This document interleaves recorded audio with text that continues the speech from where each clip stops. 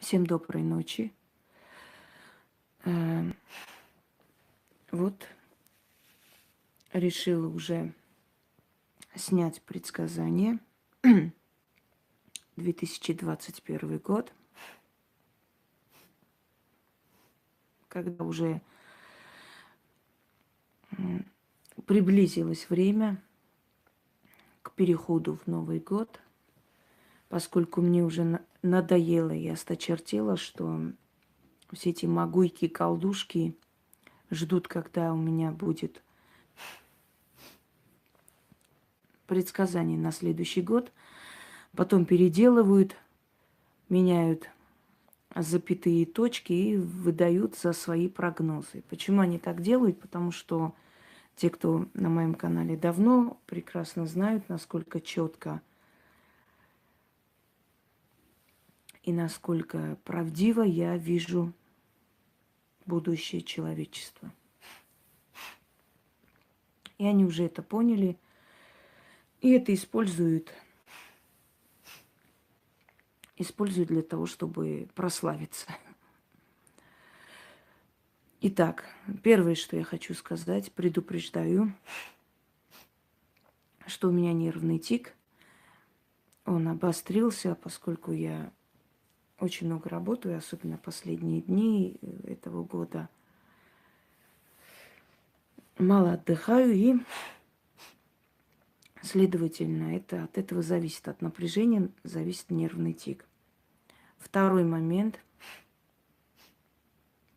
Все, кто мало знаком с моим каналом, пока у вас в памяти свежие события этого года, который уже уходит, откройте, посмотрите предсказание 2020, «Ведьмина изба», чтобы понять, насколько все происходит так, как я говорю.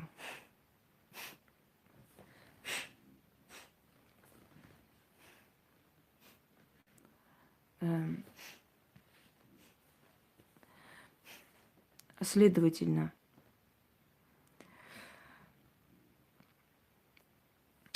осведомлен, значит вооружен. Первое. Лишние вопросы, абсолютно не касаемые темы, будут блокироваться.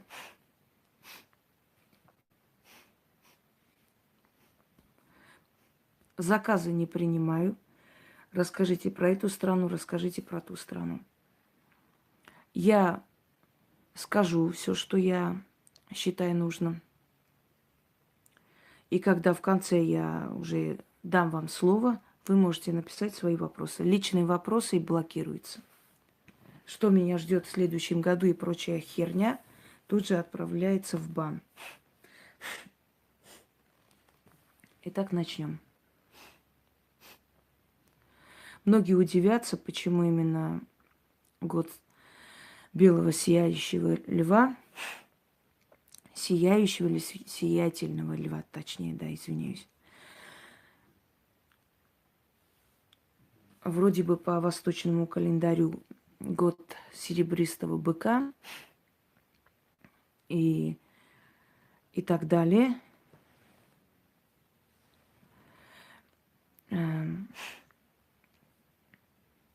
Я вам говорю не по календарям, не по гороскопам, и хочу, чтобы вы поняли.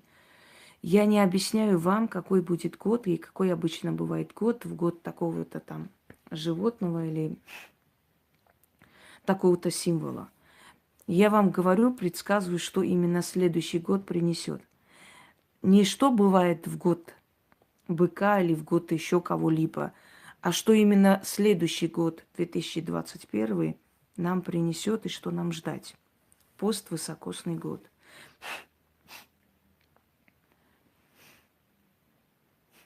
Откуда такие сведения? Отвечаю.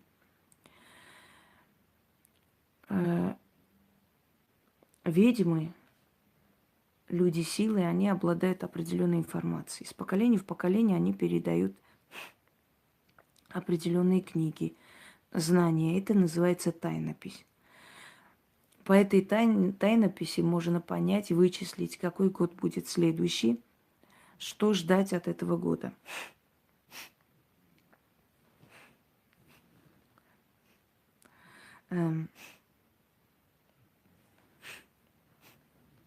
Хочу вам объяснить,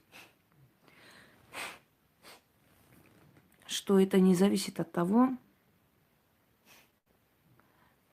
как вы привыкли, что год повторяется, а через некоторое время снова приходит этот год.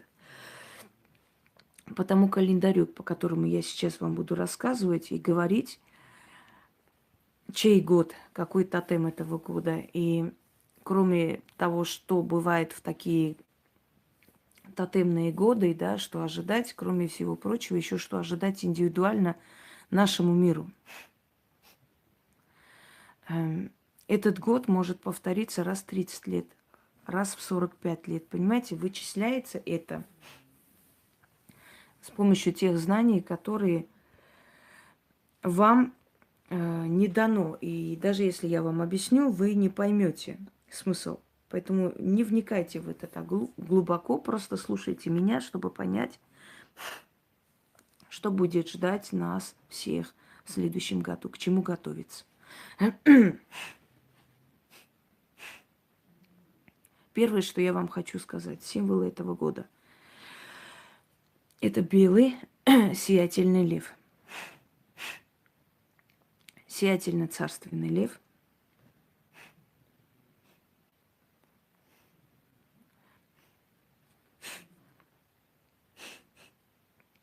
Цвета зеленый, бордо, бордо или красный, то есть темно-красный, черный и золотистый. Золотистый или оранж. Далее. Поствысокосный год заберет больше жизни, чем 2020 год. Следующий символ этого года – смерть и возрождение.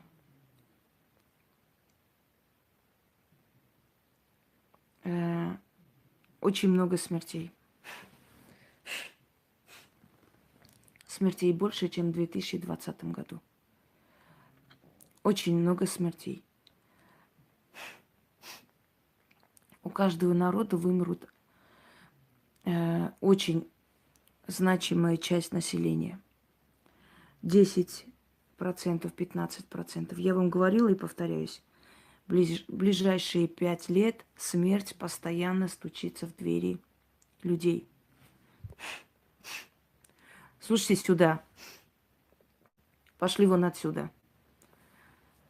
Те, кто пришли сюда пугаться или не пугаться, не ходите сюда. Затыкайтесь и слушайте то, что я вам говорю. И мне не нужно советы давать, пугать мне вас надо или не пугать. Я говорю то, что будет в следующем году. Не я решаю. Я не божество.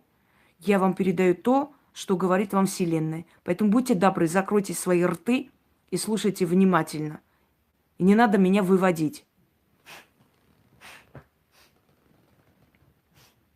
Я устала от тупизны.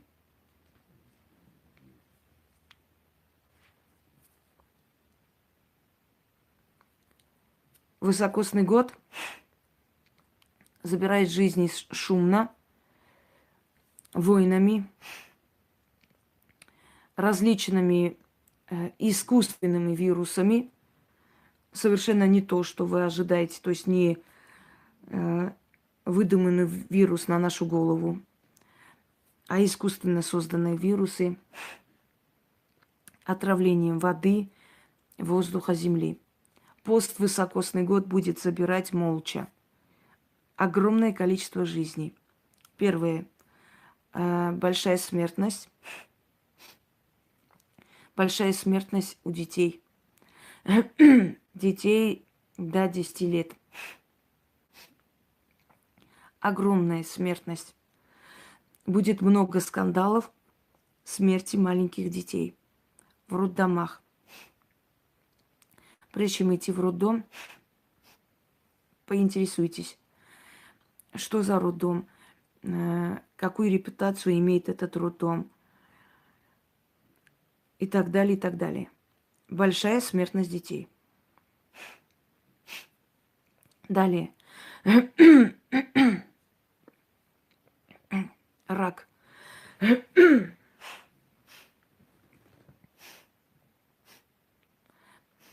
Еще раз вам говорю, Новый год переносили 1000 раз. Новый год переносили от весны до осени, от осени до зимы. Новогодние традиции, обычаи переноса этого Нового года по старому календарю, по новому. Мы сейчас не это обсуждаем. Мы говорим то, что будет в общем в следующем году. Это все начнется Новый год, вот год 2021, год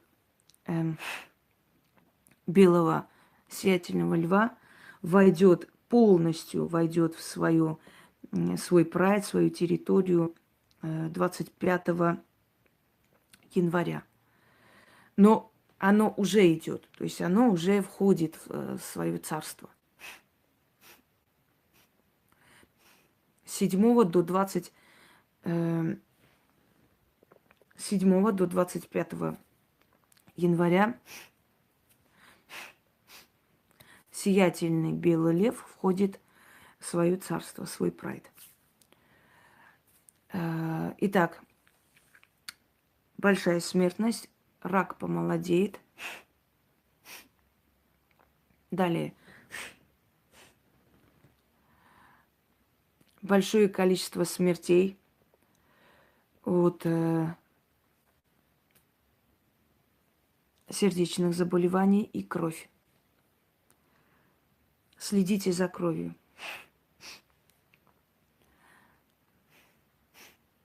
В следующем году очень много болезней, связанных с кровью. Так. Далее.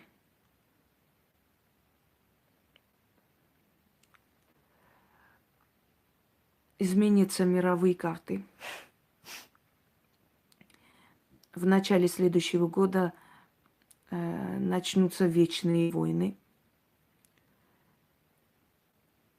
То есть войны, которые не будут заканчиваться очень долгие годы. Арцахская война.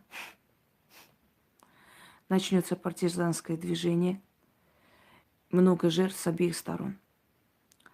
Те, которые сегодня злорадствуют, радуются, они будут проклинать тот день, когда они порадовались, что якобы что-то взяли. Вечная война. Постоянные жертвы. Чем дальше, тем больше жертвы молодых. Начало вечной войны. Начало вечной войны в Донбассе. В Донбассе будут пробовать на ваших головах, точнее, будут испытывать новые турецкие байрактары. Готовьтесь.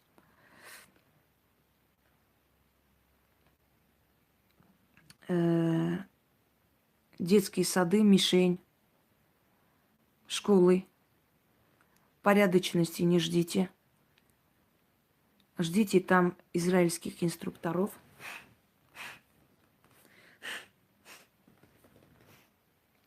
Закройте небо.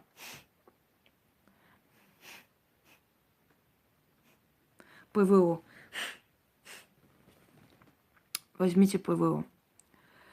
Очень осторожны будьте те, кто живет на Украине возле рек, кто берет воду возле источников, которые идут с Украины. То есть источники вод для Донбасса будут отравливаться. И вот эти внезапные кишечные заболевания, которые вспыхнут, это будут идти как раз оттуда. Будут травить источники вод. Татарская община Крыма. Будут подговаривать татарскую общину Крыма, чтобы выходили, митинговали начнут подталкивать этих людей к этому. Начнутся аресты. Аресты именно этнические. Будут аресты в Башкирии, будут аресты в Татарстане.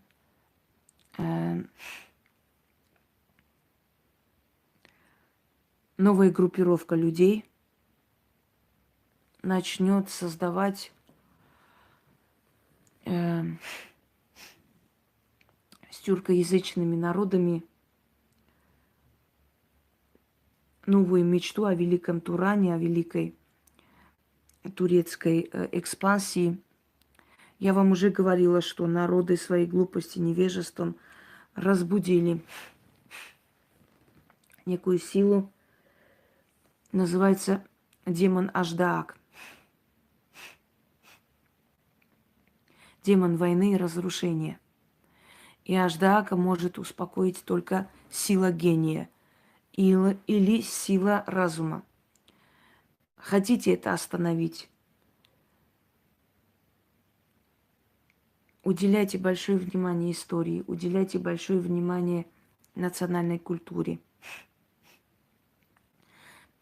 Начните наполнять головы молодого поколения ценностями, которых у них нет уже. Иначе следующий год будет основа великих войн. Основа.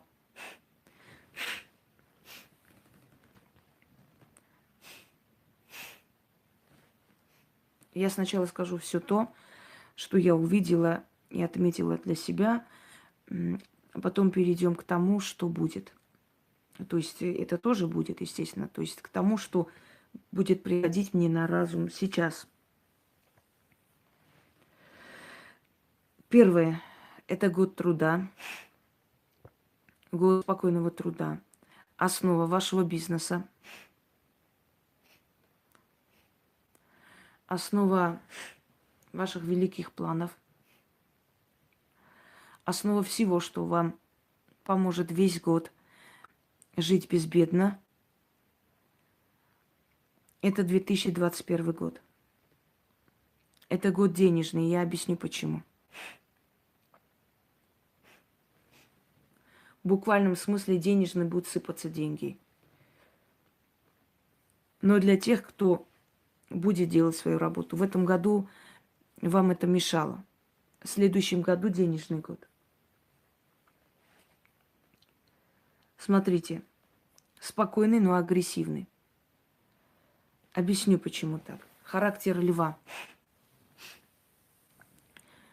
Кто такой лев? Лев – создатель своего прайда. Кто такой лев? Лев-охотник, добытчик. Человек в 2021 веке должен быть добытчиком, охотником. Должен искать, хотеть, делать, думать, придумывать и так далее. Лев не будет нападать просто так. Лев знает свою цель, отслеживает. Вот этот год будет отслеживать тех, кто работает, кто стремится, и будет одаривать и помогать этим людям. Лев – символ солнца. Солнце,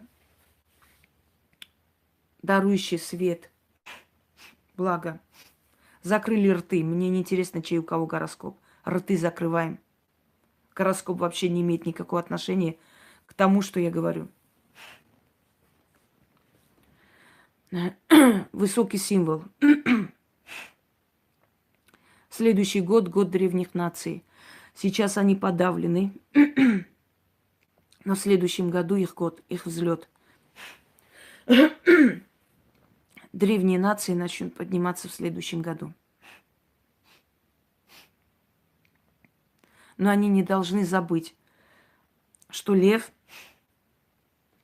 за свою добычу, за свою территорию, за свой прайд сражается. Если лев проявляет слабость,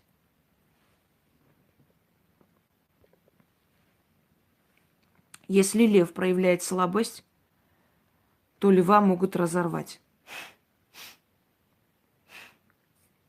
Герб страны – лев. Эти страны поднимутся в следующем году. Символ города – лев. Экономически этот город вырастет. Дальше.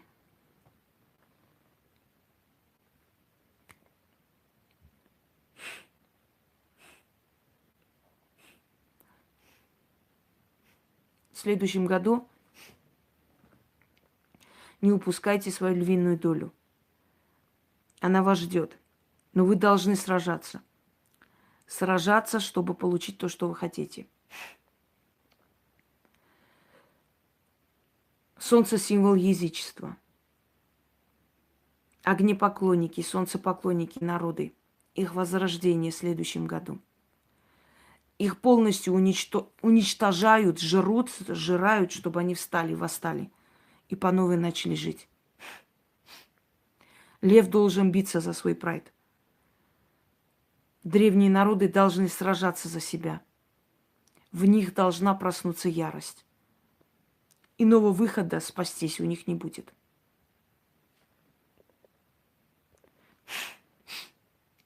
Повторяю, для особо тупых, ублюдочных существ. Я не говорю вам по гороскопу восточному, западному, северному. Если вам интересны гороскопы, откройте, читайте сами. Для особо отупленных животных объясняю еще раз. У меня совершенно иное вычисление каждого года. Прошу сюда не лезть со своей тупостью. У меня нет времени на это.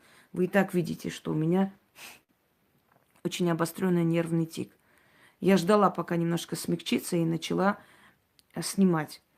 Иначе я бы не сняла до конца года. Кто много работает, тот понимает, откуда бывает нервный тик. Далее идем. Честный труд.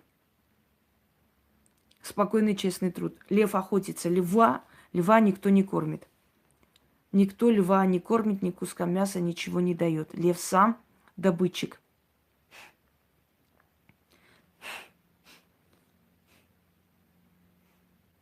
Вложите. Это год вложения. Это год постройки домов. Это год покупки домов. Это год покупки офисов. Это год покупки земельного участка, дачи. Это начало создания семьи. Крепкой семьи. Спокойствие. Лев обещает спокойный прайд. Умеренный прайд. В этом году многие бесплодные женщины забеременеют, причем для себя же неожиданно. Бум рождаемости мальчиков. Мальчиков, потому что через 20 лет будет война. Не скажу, что огромная мировая война, но война опять унесет определенной жизни.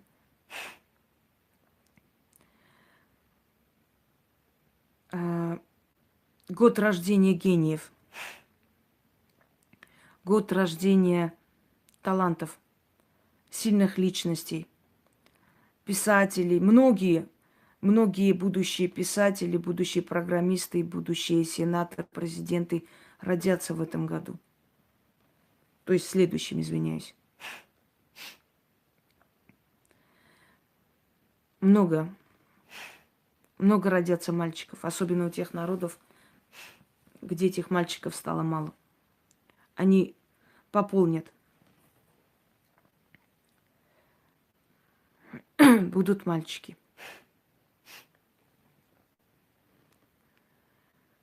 Дальше. 21 год 21 века.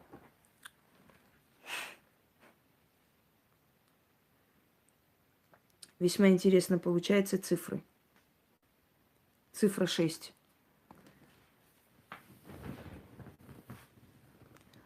Мы не добавляем 21 плюс 21. Мы добавляем таким образом. 2 плюс 1 плюс 2 плюс 1. Получается цифра 6.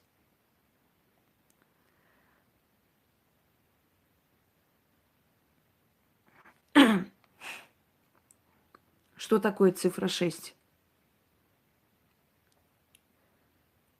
Это сплоченность, гуманизм.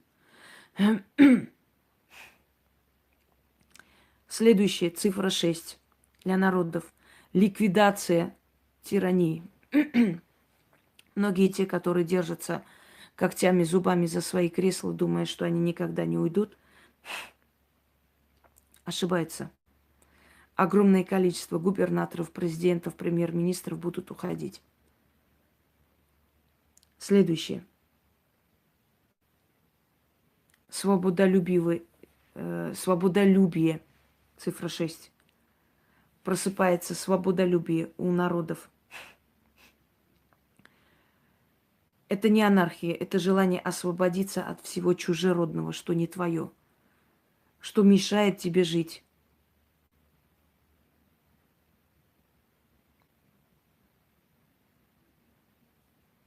Дальше.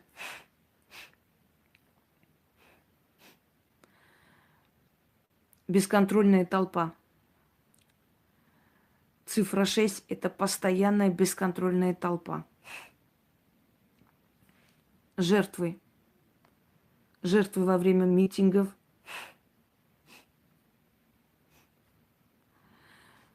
Жертвы во время каких-то определенных мероприятий. Много жертв. Как я и сказала. Год благодатного огня.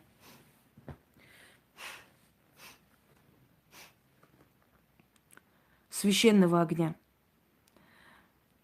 Огня, который обжигает, убирает зло и дарит энергию.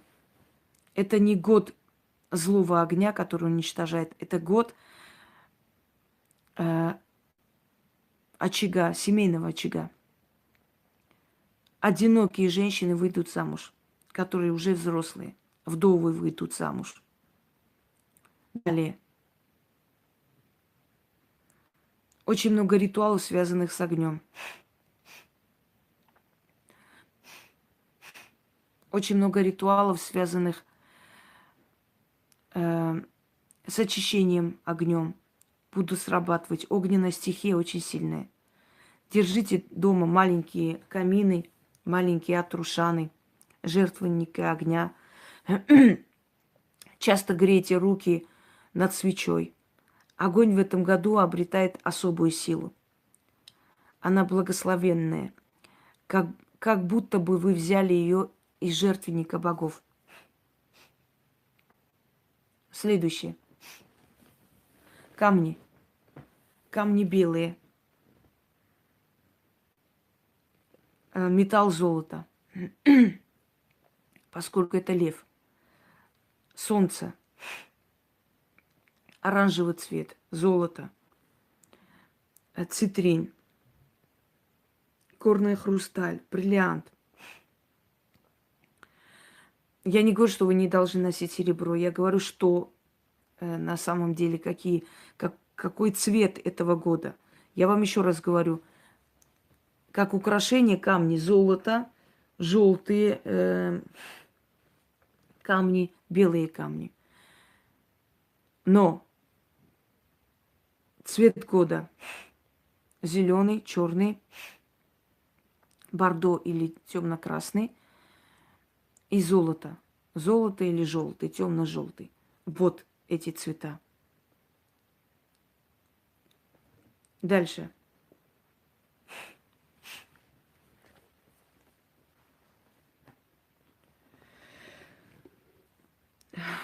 Удачный бизнес. Следующий год – это основа удачного бизнеса. И я вам объясню, почему денежный год.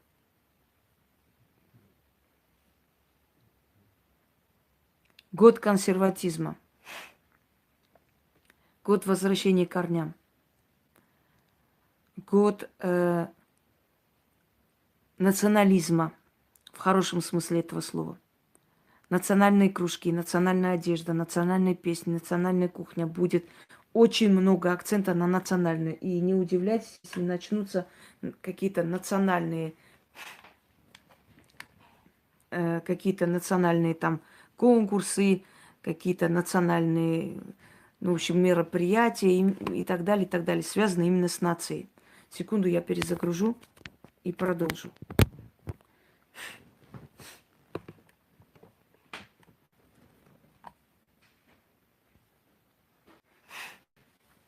Например, День национального костюма, День национальной блюд, нация.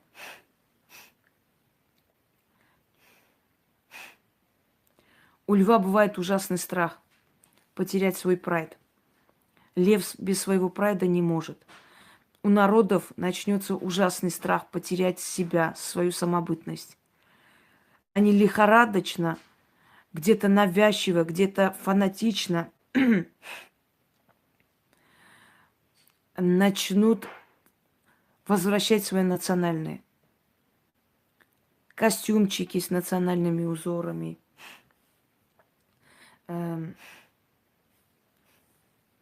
украшения с национальными узорами, кафтаны и так далее, и так далее. Надеюсь, мое шмыгание носом не сильно слышно. Мне самой это неприятно потом бывает. Но это не от меня зависит. Далее.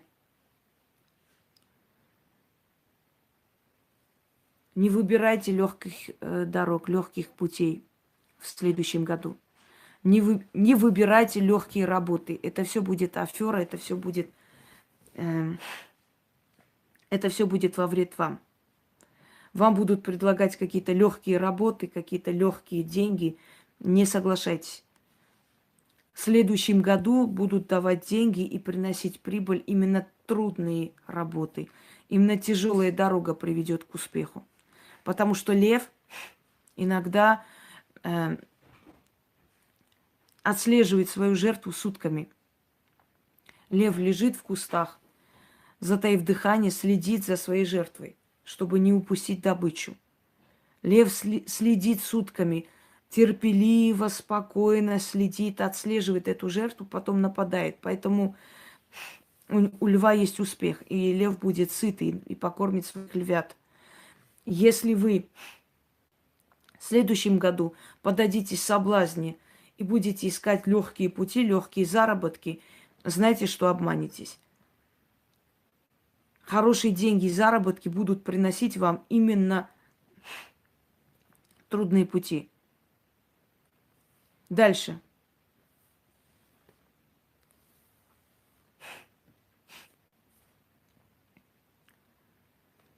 В семье.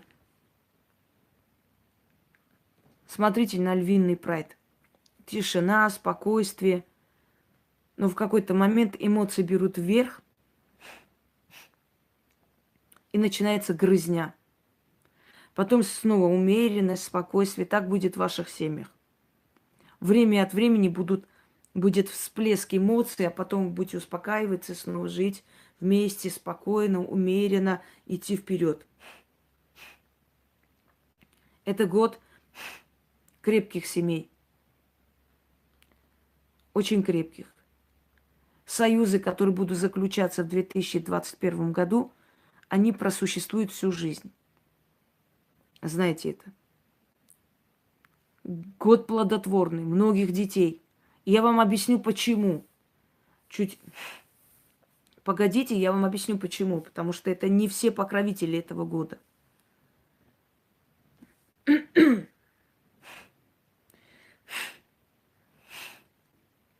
Это даже не древневедический календарь, Илона. Это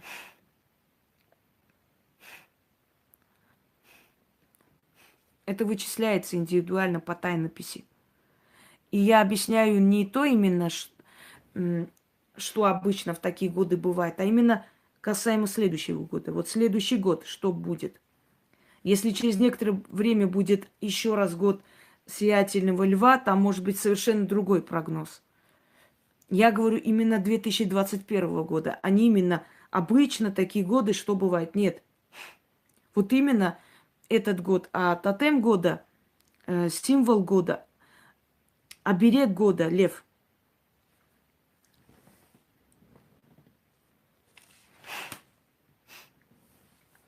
Добыча, добыча, еще раз добыча.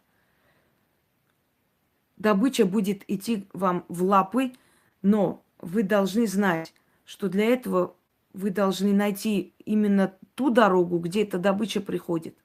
Нет, ты правильно сказала, Илона, я просто уточнила. Как происходит добыча? Лев узнает, где есть больше. Лев узнает, где есть больше добычи. Где больше концентрация животных, где вода и прочее. И там стоит, и просто-напросто забирает эту добычу себе. Вот как только вы поймете, что вы нашли то, что вам нужно, ту работу, ту деятельность, которая вам нужна, вы можете заткнуться ради всех богов, пожалуйста. Затыкайтесь, пожалуйста. Я устала это быдло блокировать. Ну почему лев? А чё лев? Затыкайтесь, пожалуйста, имейте культуру. Почему лев? Потом включите, перемотайте и узнаете, почему лев. Хорошо? Вы присоединились, когда прямой эфир идет уже 36 минут. И вы хотите, чтобы я все сейчас бросила и по новой вам рассказала. А почему именно лев? В пещерах росли, из каких хлевов вышли вы в конце концов?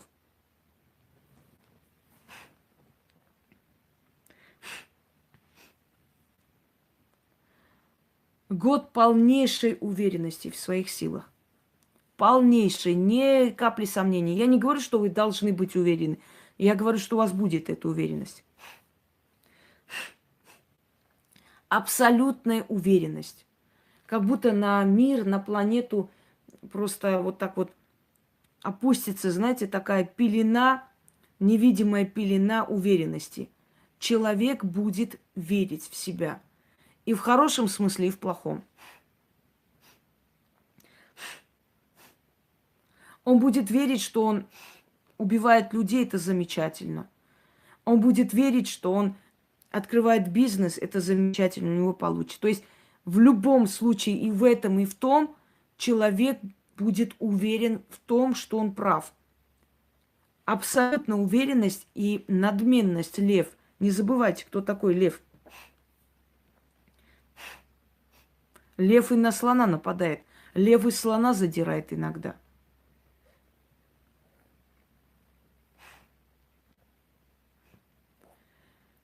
2021 год.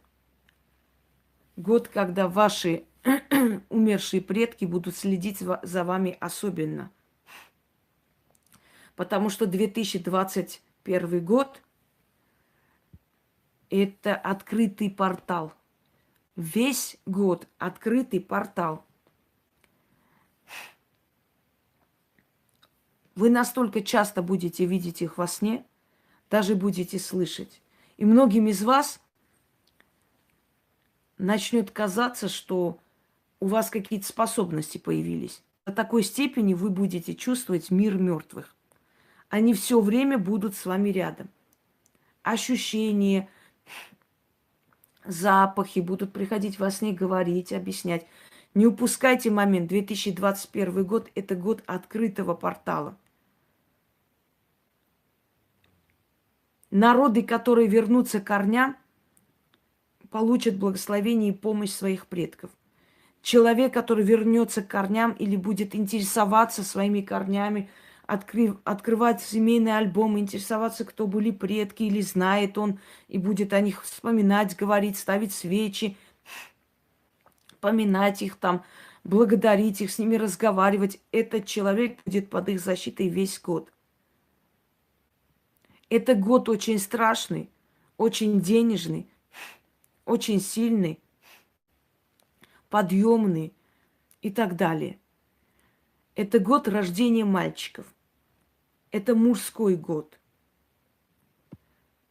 Основное количество крепких браков будут заключены именно в 2021 году. Объясню почему. Потому что это год настоящих мужчин. Ну, не этот, а 2021. Они каким-то чудотворным образом будут проявляться. То есть многие мужчины удивят свою семью, свой прайд своей активностью. Как лев встает и защищает прайд, вот точно так же будет происходить. То есть мужчины возьмут очень большой груз на себя в 2021 году. Бывшие мужья ни с того ни с сего начнут помогать. Бывшие подонки ни с того ни с сего отстанут и не будут мешать жить. Что-то такое произойдет внутри людей. Они не станут добрее, но они станут мудрее как-то. По-другому будут смотреть на мир. Это символичный год. 21 год 21 века. Понимаете? 21 года больше у нас не будет. Да и любого другого года не будет. Но 21 у нас не будет.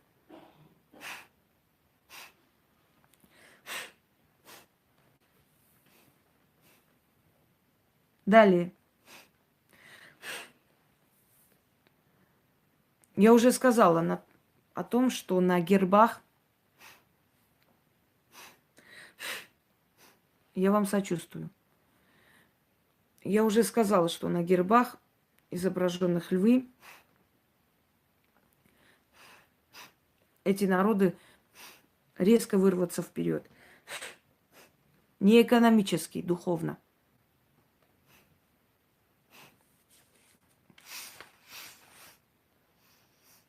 Возврат к корням язычества. Далее. 3 богини покровительствуют этот год. Фортуна, потому что любимый зверь Фортуны – это лев. И вы это знаете, мы об этом говорили. Фортуна, дарующий удачу. Любой, кто обратится к ней, любой, кто почтительно к ней придет, получит помощь, как и раньше, но сейчас особенно, потому что год под ее покровительством. Лев – это ее животное, ее зверь. Лев – это зверь бога Орега, солнца. В древние времена изображали солнце вообще как золотой лев.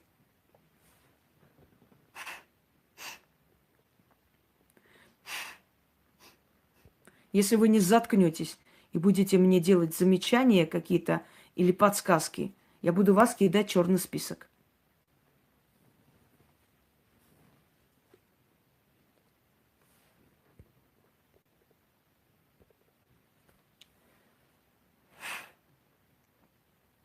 Первая богиня. Фортуна. Верьте в удачу в следующем году. Ищите эту удачу, приближайте эту удачу, просите эту удачу. И она к вам придет. Вторая богиня, Кибелла, мать богов, которую всегда сопровождали львы. Третье божество, защита женщин, Дурга. Но Дурга будет приходить к вам тогда, когда вы попросите. Она весь год не будет с вами. Особенная защита женщин в следующем году. Не феминистические организации, имею в виду, а защита женщин именно в семье. И последнее. Солнце, покровительница, Гера. Гера – защитница и покровительница семьи. Гера – дарующая детей. В основном мальчиков просили у нее. Вот почему очень много будут рождаться мальчиков.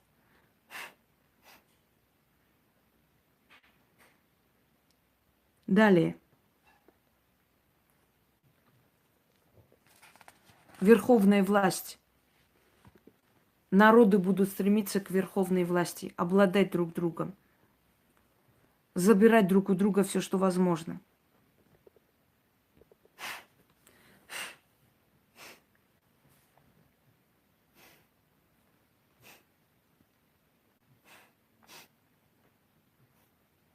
Год священного огня.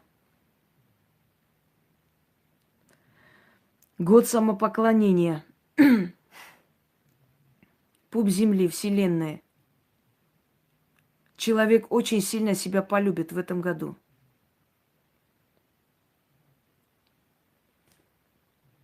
Год смерти.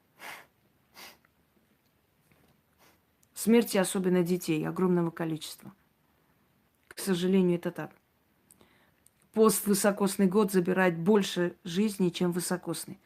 Высокосный забирает под шум войнами, всякими катастрофами, катаклизмами. Поствысокосный забирает молча, но забирает в 5-6 раз больше.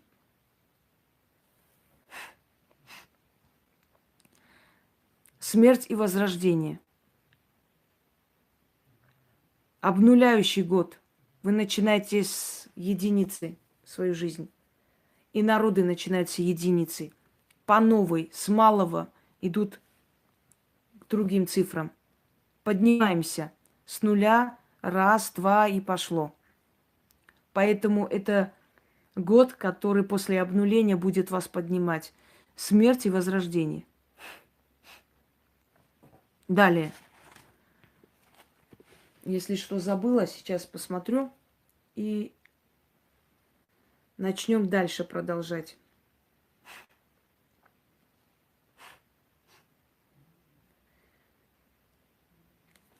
Я скажу про народы. Потерпите секунду. Проверю, все ли я вам сказала.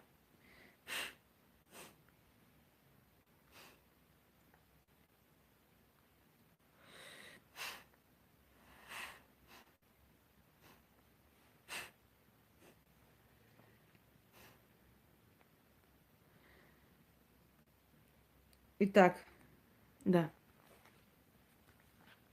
Теперь послушайте внимательно.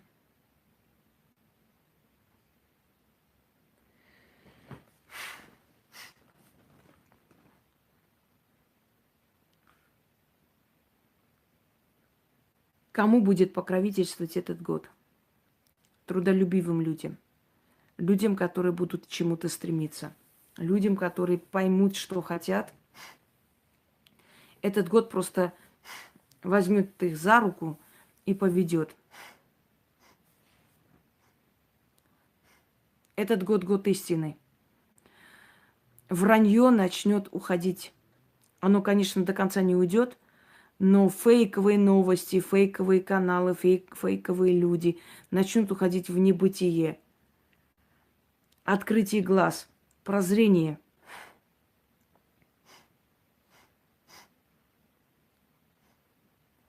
Далее.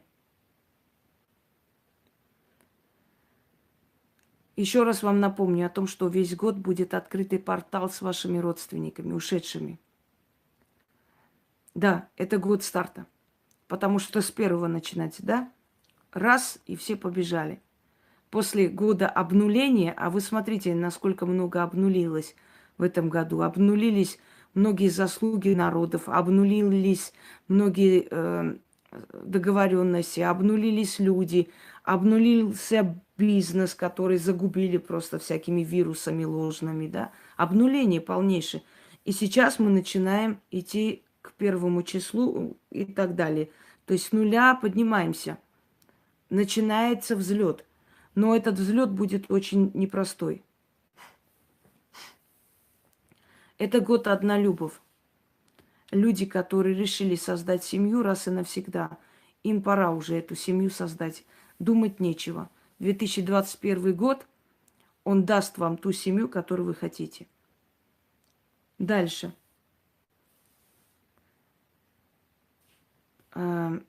Наказание предательства год. Год наказания предателей. Предатели в любом случае. Предателя семьи, предателя рода, предателя страны. Палач еще не уступил свои, скажем так, свою позицию, но уже уступает и уходит. Если палач карал за что-то, за глупость, за тупость, за то, что бдительность потеряли люди, народы, целые сообщества, то сейчас смерть не будет смотреть на то, кто прав, кто не виноват. В этом отношении, да, тяжелый год. Смерть будет забирать любого. Любого, кого посчитает нужным забрать, у кого время пришло.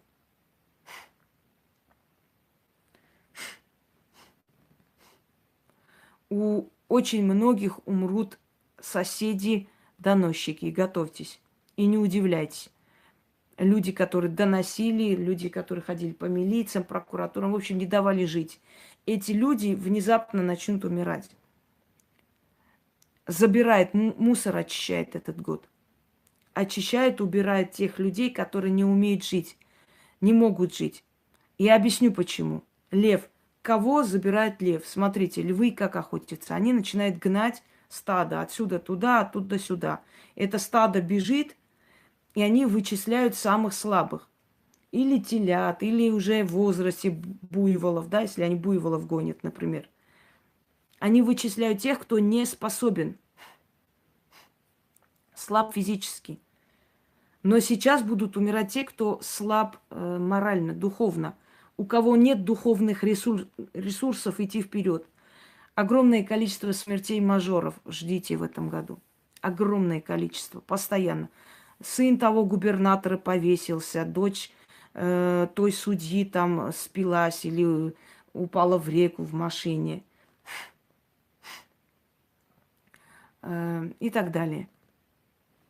То есть смерть не будет разбирать богатых, бедных, здоровых, больных. Она будет забирать многих.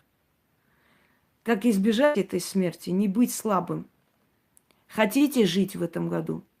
Хотите дожить до следующего года? Вернитесь к своим корням. Наполняйте эту пустоту.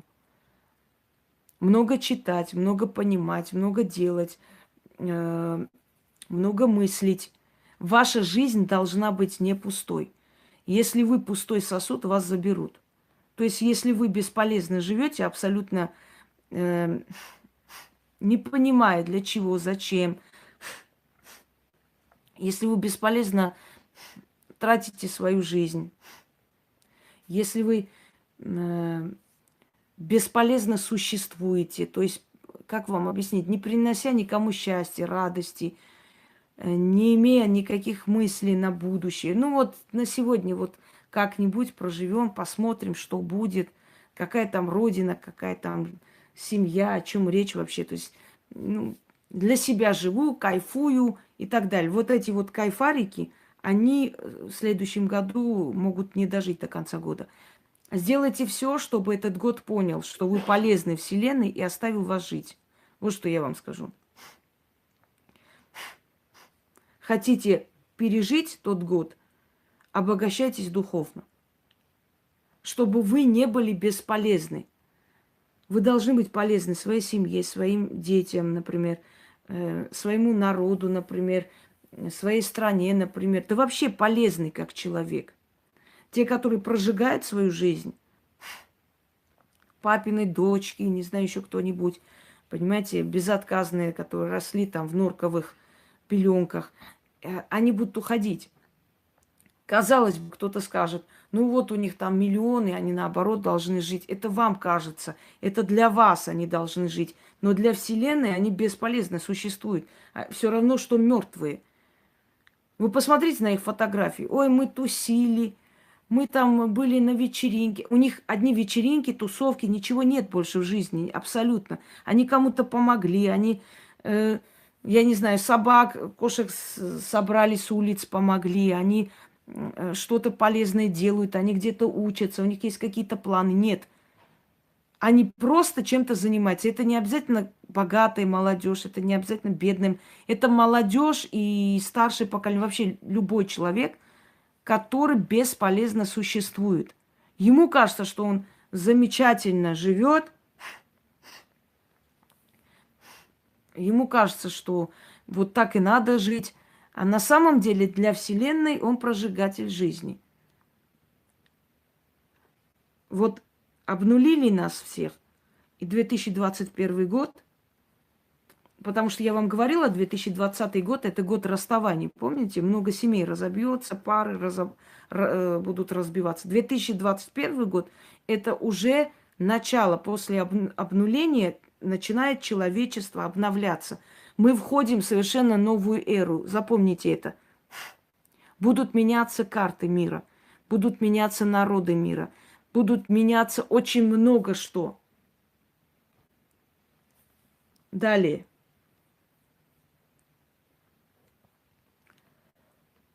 Дом. Обустройство домов, строительство, обновление дома. Это все будет происходить. Начало карьерного роста, твердого карьерного роста. Вы понимаете, еще раз говорю, год очень страшный и очень хороший. Он абсолютно двоякий. Если в этом году, например, он был страшный для мира и для отдельных людей он был удачный, то следующий год он будет для мира и страшный, и для мира и хороший.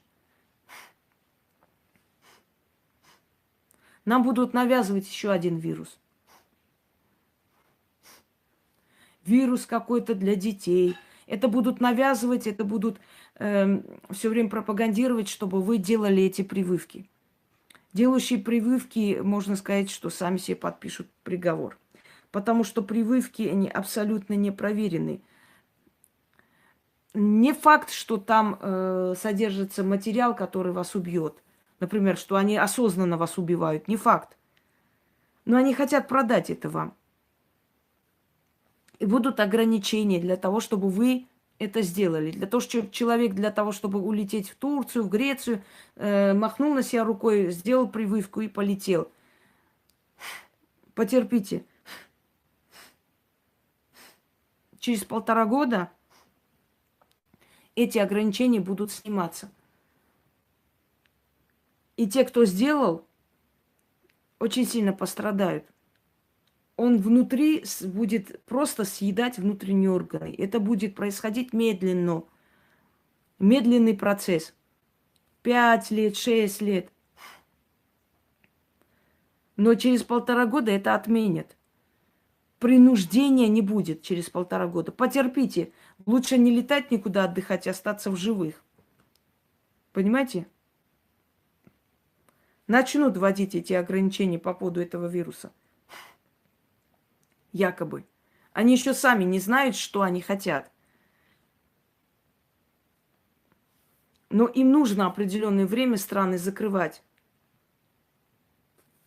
Для своих проектов, для своих дел. Они практически разрушили экономику стран. Войнами, конфликтами. Мы с вами на 50 лет обратно ушли. Вот на 50 лет обратно. Нам сейчас нужно начинать, и мы, собственно говоря, наша экономика сейчас такая, какая была 50 лет назад. Вот такая.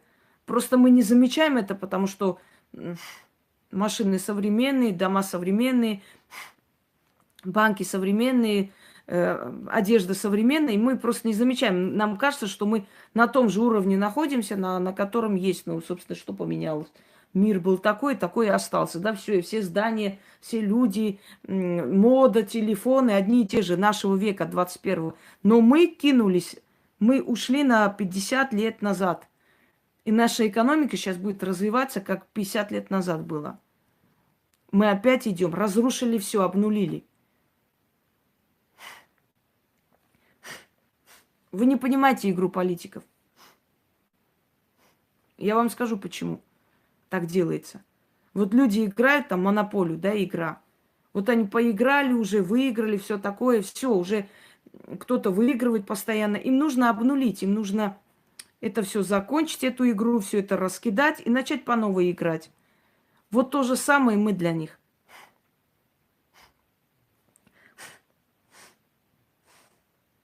Они раскидали все и начали по новой. Разрушили, конечно. Малый бизнес разрушили. Люди, которые здесь бригадами работали, им пришлось этих людей домой отправлять, потому что не было возможности. Многие иммигранты под видом этого вируса, многих выгнали, очистили, многие страны, свои пространства и так далее. Они полностью вернули нас на 50 лет назад. Экономически мы с вами на 50 лет назад вернулись. Мы снова идем на поднятие. Нам еще нужно 20 лет, чтобы достичь определенного уровня. Далее.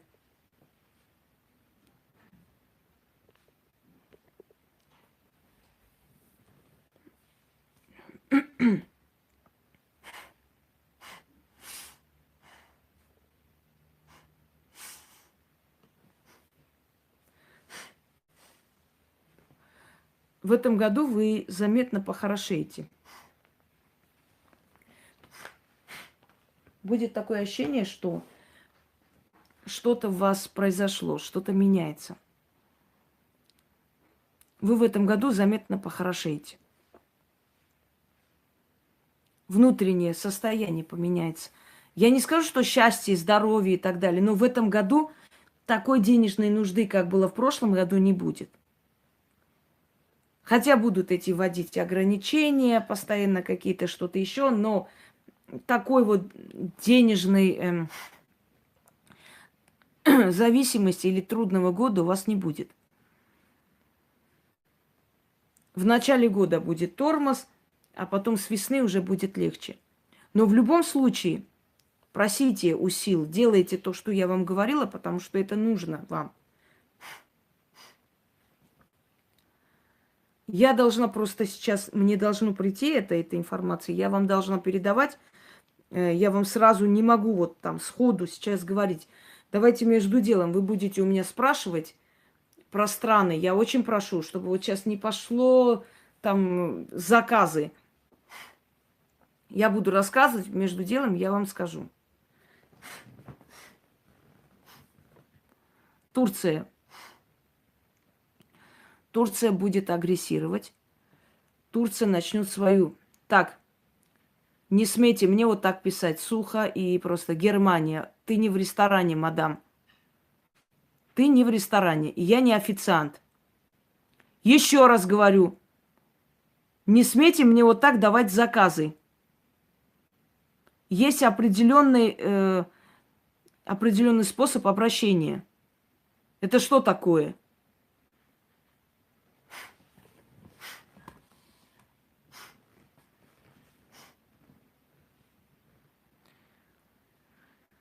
Итак, агрессивная Турция вмешается в крымский вопрос. Все-таки вмешается в крымский вопрос и начнет говорить о том, что нужно возвращать Донбасс, Крым и прочее, прочее. В Донбассе начнутся конфликты. Недолго пресечет Россия, но будут конфликты и будут жертвы. Далее.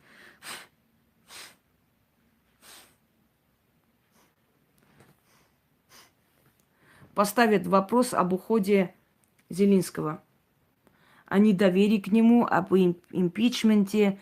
Начнется грызня. Наша любимая Тимошенко опять появится на арене истории.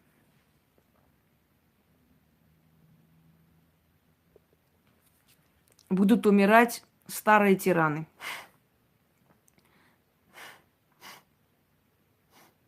Смерти старой гвардии. Не забывайте год льва. Лев избавляется от старых и больных.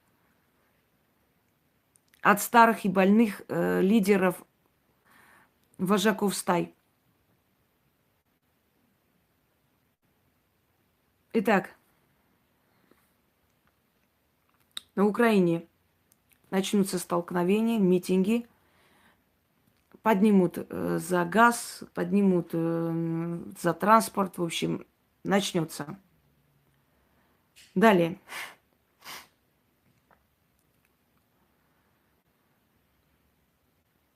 Огромное количество всяких боевиков и всякого мусора будут жить в Киеве, еще где-то начнутся грабежи, убийства, начнутся беспорядки, и власти страны спокойно к этому отнесутся, потому что братья турки пришли им помогать вернуть Крым.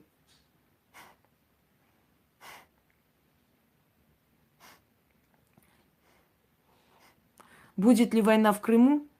Будет конфликт, не более того. Теперь они начали работать с туркоязычным населением всей России. Будьте умнее, мудрее, не поддавайтесь. Тюркоязычные – это означает алтаеязычные, потому что это язык алтайцев. Это алтайский язык, поскольку большая этническая группа – это тюрки, говорящие на этом языке, поэтому и назвали это тюркский. Это алтайский язык. Но узбеки, татары, башкиры, кто у нас еще остается? Ой. Калмыки и так далее, это не есть тюрки. Это совершенно разные народы. Просто язык один и тот же, потому что под влиянием их набегов они потеряли практически свой язык и перешли на тюркский. Но они не один и тот же народ. Но их будут убеждать, что это один и тот же народ. Очень много будет арестов в Башкирии, в Татарстане, в Крыму и так далее. Начнут поднимать турков, пытаться их поднимать. В Казахстане начнутся беспорядки. Северный Казахстан постепенно раздробляется. Даже идут такие разговоры, как присоединиться к России и прочее, прочее. Привезут какие-то дикие племена, поселят близ Алматы, близ других больших городов. Какое-то дикое племя, какие-то прям народы такие диковатые, может, карабулаки. Начнется дележ земель, вплоть до убийства дойдет. Опять национализм, опять пантюркизм, опять мусаватизм поднимет голову в Казахстане, опять начнется. Опять на улицах призывы резать, убивать и так далее, и так далее. Есть определенная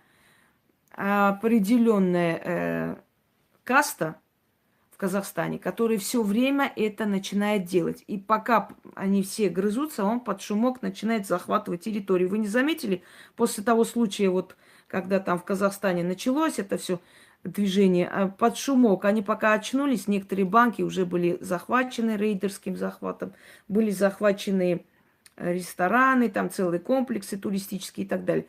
То есть они под шумок забирают имущество. Пока народ занят разборками и мордобоем, они это забирают. И, скорее всего, карабулаки их селят то там, то тут. Как только карабулаков куда-нибудь поселили рядом с вашим городом, значит, знаете, в скором времени начнутся мордобои, митинги и отжимание этих банковских там целых систем, отжимание офисов, бизнеса, чей-то бизнес и так далее. Я не вижу, что он именно уйдет. Он ослабнет, может быть, и помрет. Есть такое, потому что он к этому идет. Но то, что султан поменяется, а план остается тот же самый, это да. Дальше, в Дагестане. В Дагестане ожидаются теракты, будьте осторожны. В Дагестане будут опять вот эти, поднимут голову исламисты. В Дагестан стекаются с Азербайджана те безработные боевики, которые, собственно говоря, особо ничего не получили, да. И они приходят туда, новые проповедники веры и прочее, прочее. Именно север Дагестана, там их называют даже такое разбойничье гнездо, высокогорное место, где постоянно происходит вот это все. Оттуда эти проповедники спускаются вниз и начинают учить народ. Да, радикализм, он опять начнется. Далее. Криминальный мир начнет усиливаться. Криминальный мир начнет усиливаться, но это не случайность. Им дадут волю, им дадут власть навести в порядок. в больших городах. Потому что власть не справляется, потому что этот вот поток разношерстный, разнонациональный и прочий контролировать очень непросто. И криминал просто как бы так неофициально будет приглашен для того, чтобы наводить порядок определенный.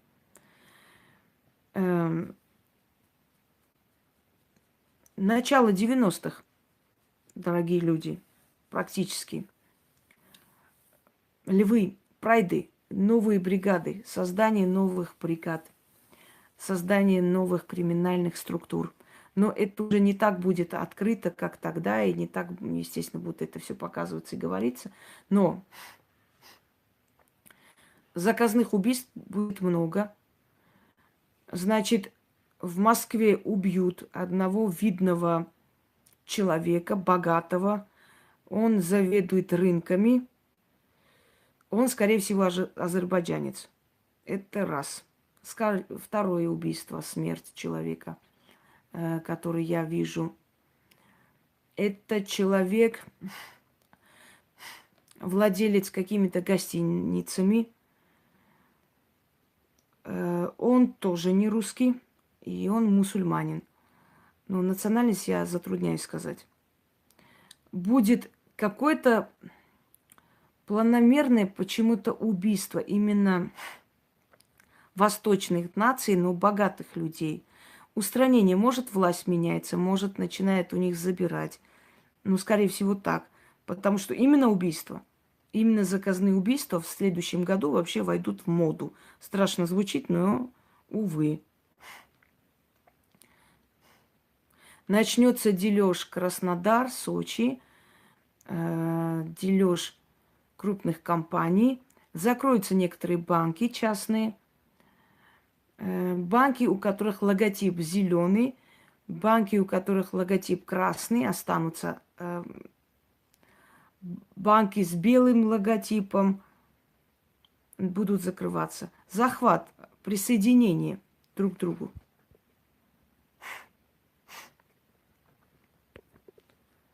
Так. Очень много пострадавших от пластических хирургов, пластической хирургии. Закроются большие больницы, вот эти вот хирургические центры.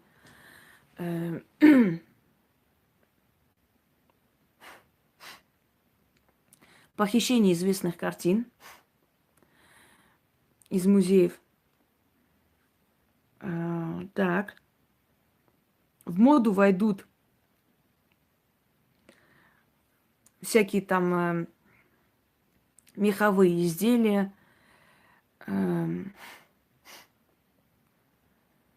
паласы из меха, но очень меховые. Мех, лев-то любит все, понимаете, меховое. Его жертвы, они в основном травоядные. Так.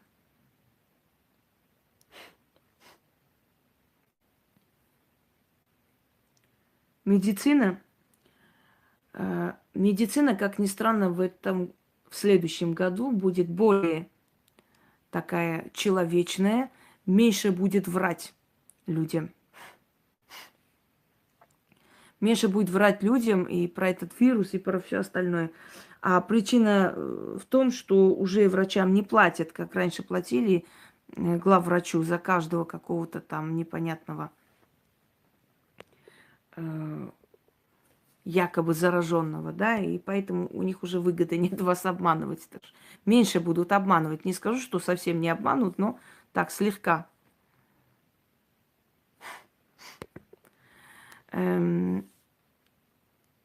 Ритуальные услуги будут процветать.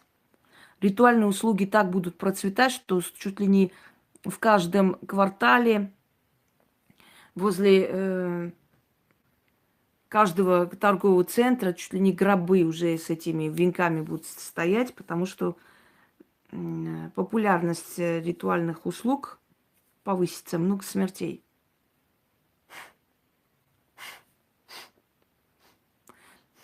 Совесть у главврачей никогда не проснется, но когда главврачам перестают уже платить за это вранье, они уже считают, что врать-то и смысла нет уже, что там уже говорить. Так, дальше.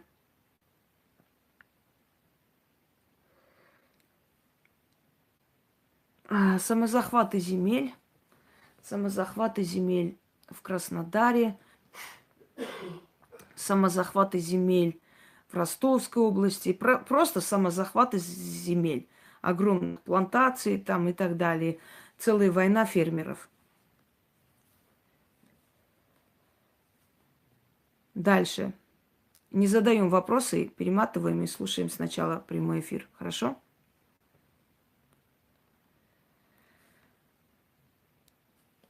Так.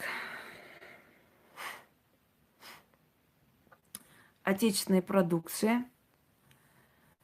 Отечественная продукция будет поощряться.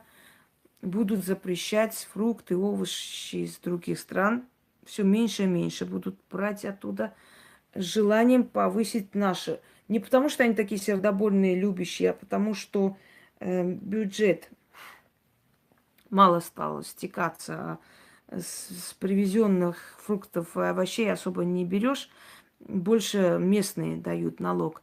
Поэтому начнут поощрять именно вот местную продукцию. Так. Много психических заболеваний, много убийств на почве именно психических отклонений, маниакальных и так далее. Будьте осторожны, детей не пускайте по ночам гулять.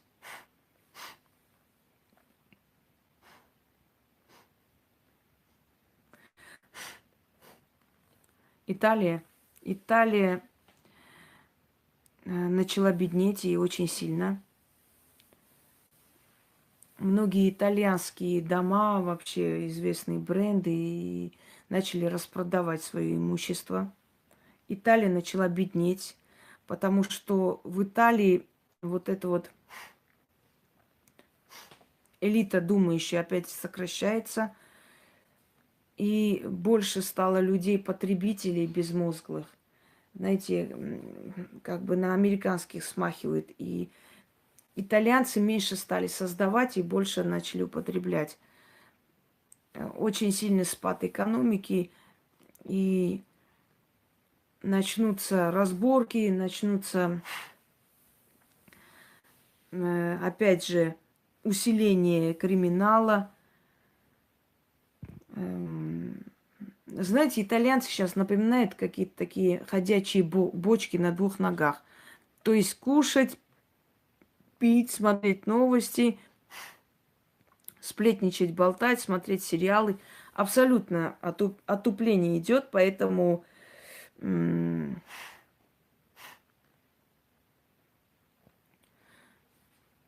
да.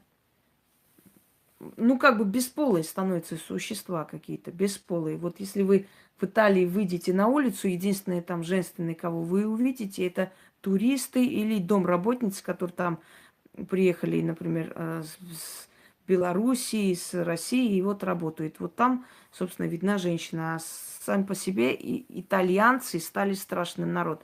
Они стали бесполые, они просто бесполые. Непонятные какие-то существа. Итальянцев сейчас запугать можно чем угодно. Вирусами, что, собственно, и делали. Хотя многие депутаты рвали и метали, что это все вранье, и что это обычная смертность, потому что, тем более, Италия – это страна старых людей, так считается. Италия вообще стареющая страна. И основное количество смертей – это старики, просто старые люди, которые умирают. Но включали сирены, ездили по городу. Самое интересное, когда это снимали гробы, снимали якобы в этих пакетах тела, почему-то родственникам не дают и сжигают, не выдавая тело, да, а тут зашел оператор без страха и снимает эти зараженные якобы тела. Это был просто всемирный театр для того, чтобы проверить, сколько баранов на земле живет. И они поняли, что баранов 90%. 10% думающего населения ужасно страдают из-за этих баранов. Но они уже поняли, что вот, отара огромная, и можешь этой отаре, собственно говоря, и вакцины продать, и все, что хочешь продать. Не забывайте, что в Индии эти вакцины, созданные Биллом Гейтсом и прочими, вызвали паралич конечностей. В Индии почти 30 миллионов детей стали парализованы, в той или иной степени остались инвалидами. 30 миллионов. Но Индия целый миллиард. А теперь представьте, если маленькие народы пройдут эту прививку, их просто буквально никого не останется. Так, год зеленый, год природы, год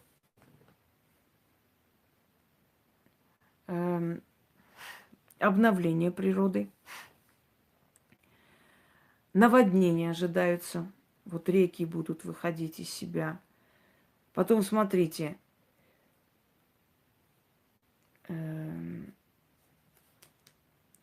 У льва бывают такие моменты, когда засуха, да, сухой период, и нечего есть, а потом резко идет прям наплыв животных, когда начинается период дождей. Конечно же,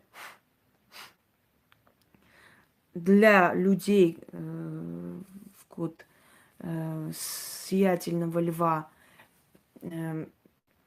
немножко по-другому будет, год добычи. Но имейте в виду, это в энергетическом плане может быть кризис, а потом резкий взлет. Год такой психологической давки. Ощущение, что дискомфорт в душе, дискомфорт и некоторые панические атаки. Но это будет в начале года, когда будет лев вступать в свое царство. Год шумный. Год, знаете, подавления воли. Как лев подавляет волю. Он же не подходит каждому, не кидается. Он своим рыком подавляет волю. Он просто парализует, вгоняет в страх. И когда лев вогнал в страх, то уже, собственно говоря, жертва абсолютно обездвижена, и с ним можно делать все, что угодно. Вот когда вас вгоняет страх, этот год, то есть вы чувствуете, как будто вас окружили, как будто что-то не так идет, во все такие моменты, знаете, если вы сейчас будете себя парализовывать, свою волю, дальше очень тяжело будет выйти из оцепенения. Всегда помните, что это просто лев, который подавляет вашу волю. И лев – это санитар в какой-то мере, санитар саванны. Сильный человек – вылезете, слабый человек – застрянете. Еще раз вам говорю, хотите жить в следующем году, остаться в живых, обогащайтесь внутренне. Поймите, для чего вы пришли в этот мир. Бесполезно не существуйте, особенно те, кому уже 40 или за 40. Далее. Не забывайте о своем оружии. Клыки, когти у льва. Это оружие льва. Ваше оружие, ваше знание, острый ум, сила воли. Этот год будет отдавать очень много тем людям, которые смело будут просить, требовать, брать. Лев ни у кого не просит. Лев встает и берет сам эту добычу. Понимаете? Дальше. Год уверенности и эгоизма. Вожак стаи ест первым. В этом году себе не отказывайте. Далее, в этом году очень много будет куплено золота. Как бы странно ни звучало, вроде был кризис и так далее. Люди, которые в прошлом году копили, боялись лишнее тратить, в этом году, получив уже деньги постепенно, потоками, они побегут в эти магазины. Очень много будет закуплено именно золота. То есть они соскучились по аксессуарам, по таким необычным вещам. Они устали покупать только еду и лекарства. Дальше. Подавляйте волю своих врагов. Но подавляйте волю своих врагов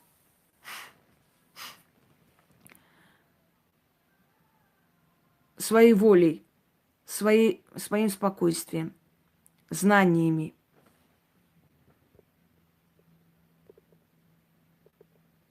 Я сказала, что я заказы не принимаю. Вы хотите, чтобы я начала кидать вас в черный список? Замечательно, будем кидать. Я не буду по районам рассказывать, где что должно быть. Итак, начнем. Первое, что я хочу сказать. Россия. Что ожидает Россию? Рык льва, постоянное напоминание о том, кто в саванне хозяин, кто должен властвовать, единоборство, борьба львов за первенство. Сверхдержавы весь год будут мириться мускулами, ладно, так скажем. Каждый из них будет грозиться другому. Тем, что вот сейчас нападу, вот уже иду, вот сейчас уже сделаю. Будут ли нападения? Да, будут конфликты по местам. В этом году начало Вечной войны. Как ни странно, даже грузино-абхазский конфликт возобновится. Не такими масштабами возобновится. На границе начнутся убийства и прочее, прочее. В Чечне появится целая тайная организация против Кадырова. Эта организация начнет опять забирать людей, постепенно забирать в третьи страны. Начнутся опять аресты, и будет несколько попыток теракта, что пресечется. Дальше. Спокойные и благополучные страны в мире, перечисляю: Россия, Китай, Монголия. Да-да-да. Монголия самая благополучная, потому что монголы никому нахрен не интересны, чтобы на них нападать, воевать с ними. Просто поэтому они и благополучны, потому что они никому просто не интересны. Не представляет такой интерес. Понимаете? Не находятся там поперек горла кому-либо. Вот они и спокойно живут себе. Австралия более-менее спокойны. Бразилия. ЮАР. Все.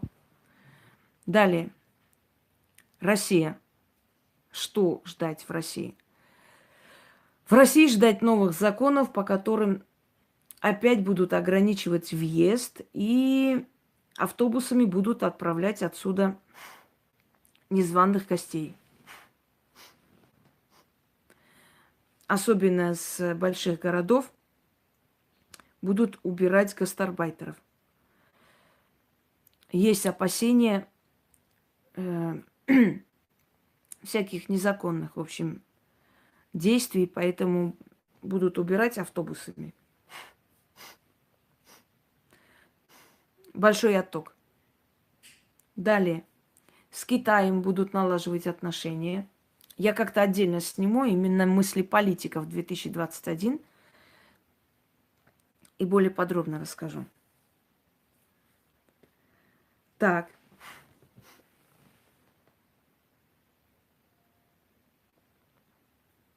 Возобновятся национальные традиции и прочее, прочее. именно исторические ценности, музеи откроются, много будут снимать исторические сериалы, уже снимают, еще будут снимать исторические какие-то документальные циклы, показывать музеи, рассказывать и так далее. Хватит? У вас пластинку заело? Придет момент, расскажу и про Таджикистан. Хватит. Я рассказываю про те страны, которые вообще какую-то роль будут играть в мировой истории. Понимаете? Таджикистан пока никакую роль играть не будет. В Таджикистане как жили, так и будут жить. Люди будут работать в других странах, отправлять домой семье. Все. Это все, что можно про Таджикистан рассказывать.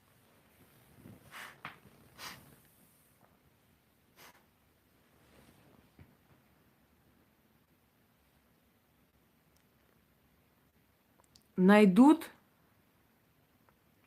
какой-то мусульманский древний артефакт.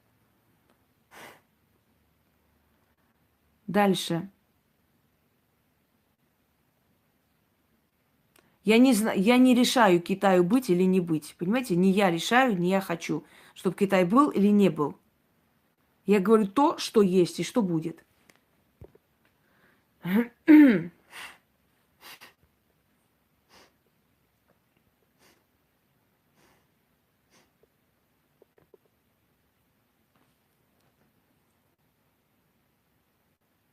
Молдова. Волнения будут в Молдове. Антирусские настроения. В Европу хотят. Наверное, увидели, как в Армении все хорошо получилось. Теперь хотят у себя тоже такую прекрасную демократию привести, чтобы потом ходить с протянутой рукой.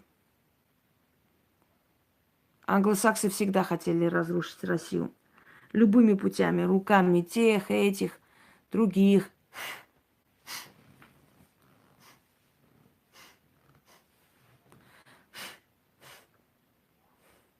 Остановят отток леса в другие страны. Будут арестованы чиновники на севере. Будут пересмотрены очень многие, скажем так, политические линии, которые до этого велись. Новые люди придут, новые люди появятся. Американская, соросовская абсолютно будет под запретом. Начнут закрывать. Если раньше просто опасались, сейчас абсолютно закрывают, потому что пример других стран перед глазами. Как ни странно, экономика себя пока держит. Она поднимает себя. Экономика себя, скажем так, выдерживает. Выдерживает экономика себя пока на определенном уровне. Будет ли рубль падать? Не сильно. Будет падать, но не сильно. Такой, скажем так, обесценивания рубля не будет.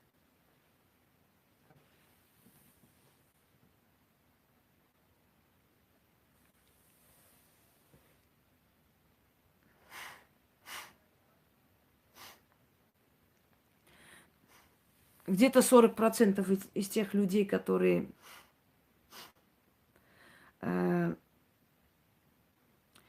потеряли свой бизнес и прочее, да, в прошлом году, в этом году начнут восстанавливать. И быстрыми темпами.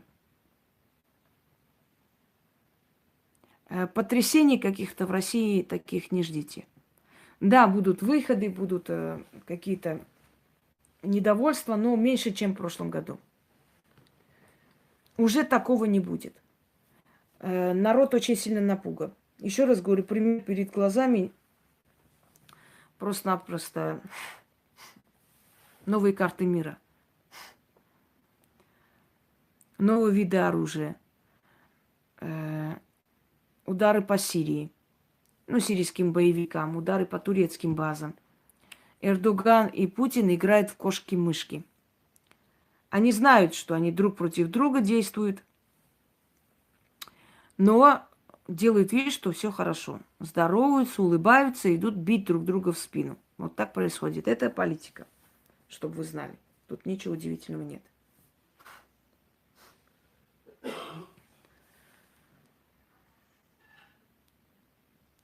Далее. Молдова. Молдова изберет путь Украины. Молдова себя погубит. Она идет к погибели этой.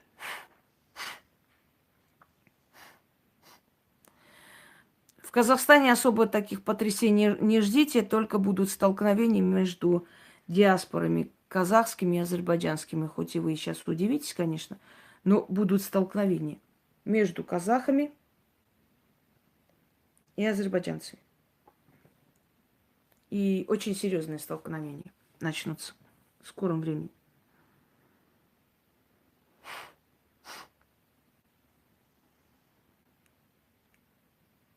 Дальше.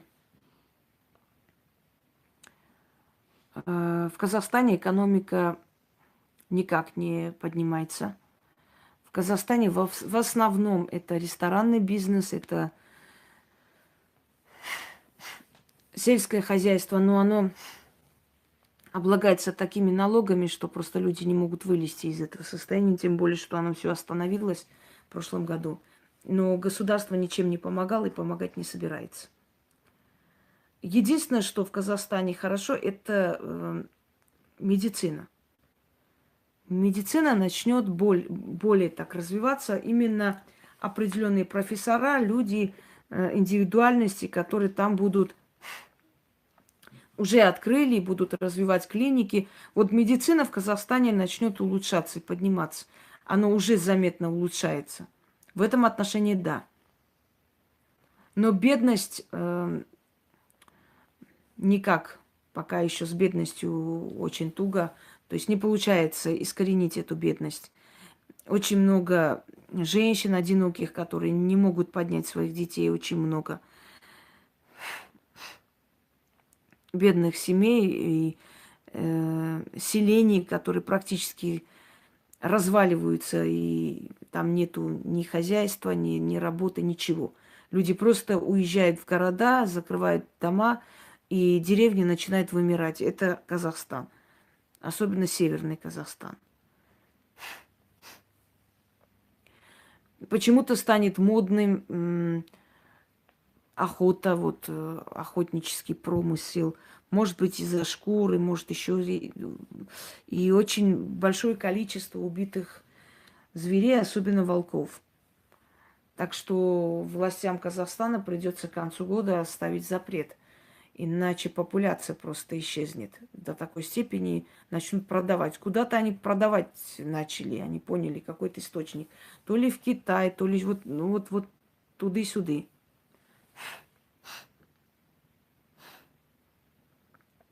Большой пожар намечается в Казахстане.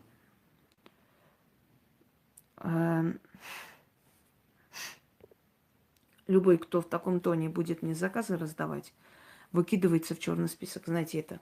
2 раза повторять не буду.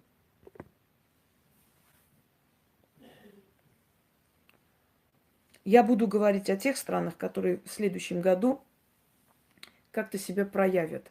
Я просто не считаю нужным говорить обо всех подряд, лишь бы что-нибудь. Если там ничего нету, если они никак не влияют на мировые эти все процессы, сами поймите, что смысла нет о них вообще говорить. Отдельно сниму как-нибудь мысли политиков и, наверное, более подробно скажу. Пока что я говорю, что вам нужно знать в следующем году, к чему готовиться. Далее.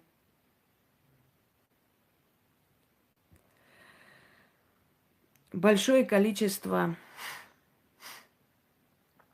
свадеб, семейных союзов, это уже говорила, очень много будет там. Нет, не будет гражданской войны в США, будут столкновения. Дайте доберусь до США. Ну.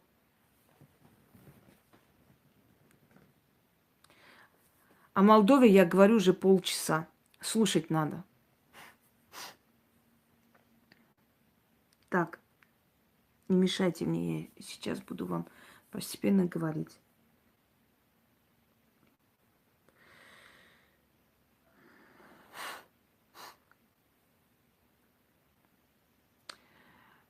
Далее.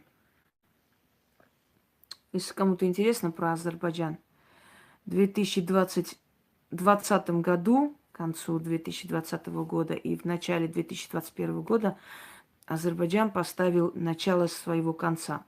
И я, знаете, говорю это не просто по каким-то там своим воображениям, там, это не просто какое-то мое желание внутреннее. Нет, ошибаетесь, потому что я очень нормально отношусь ко всем нациям, и вы это знаете. Вы знаете, что я никогда не показывала особые какие-то там предпочтения, потому что я человек мира. Конечно, те зрители, которые с Азербайджана потом себя повели очень некрасиво, оскорбляя, знаете, меня, повели себя омерзительно, мерзко, низко и непорядочно. Но это не говорит о том, что я озлобилась на них. Или... Я как была к людям одинаково, так и есть. Но 2021 год, начало раздробления Азербайджана. И Азербайджан еще миллион раз пожалеет о том, что вообще начала эту войну. Сейчас они чувствуют свое превосходство. Сейчас они считают...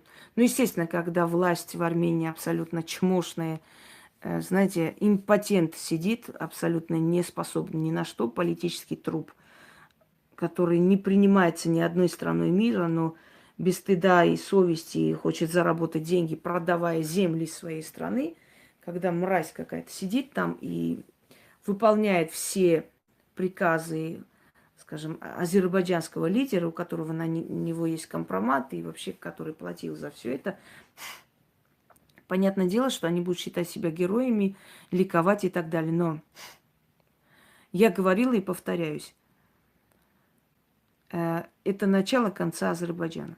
Во-первых, русская база, которая им будет мешать, и они никогда не достигнут той цели, которую хотели. Во-вторых, столкновения постоянные, убийства и провокации приведут к тому, что всерьез начнут рассматривать историю о признании Арцаха и возврата тех земель, которые есть. Дорогие друзья, если вы думаете, что война закончилась, вы ошибаетесь. Война только началась. Эти земли будут возвращены. Я вас не утешаю, никого не утешаю. Не пройдет и 5 лет, эти земли уже начнут возвращать. Это однозначно, и тут даже сомнений нет. Но что сделал Алиев, купив эти земли? Что он сделал? Он поставил начало вечной войны. Жили мирно армяне, жили мирно азербайджанцы. Да, бывали стычки, убийства, это да. Но в таком количестве не было. Сейчас будет. Сейчас будет огромное количество жертв, и каждый раз будут возить в Баку новые гробы. Понимаете? Азербайджан сам себя бросил в эту сеть. Непонятно зачем. Амбиции. Взяли вверх. Если бы в Армении был лидер, если бы в Армении был человек, который любит свою родину, никакой Алиев не мог бы так нагло заявлять. Но поскольку в Армении сидит конченая мразь, если бы вы читали его книги, вы бы просто сошли с ума. Там такие грязные вещи, гомосексуальная фантазия. Последняя там его статья 20-летней давности, где он пишет: «Я ненавижу своих предков, я ненавижу эту страну, я буду делать все, чтобы эта страна погибла и начала жить с нуля». Поэтому неудивительно, что человек, который ненавидит свою страну и ждет погибели своей страны, неудивительно, что он работает на руку своим врагам. Правда ведь? Так что это заслуга не Алиева, это заслуга армян, которые выбрали, привели к власти такого ублюдка.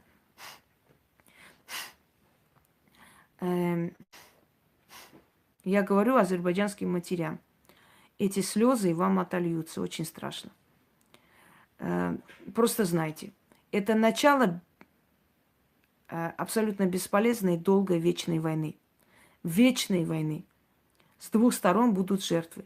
Сейчас больше жертв со стороны армян, потом будет очень много жертв со стороны Азербайджана. Очень много. Буквально каждый день вы будете кого-то хоронить. И это время настало и настанет. Это не народный подъем, это народный гнев, ненависть и желание жить.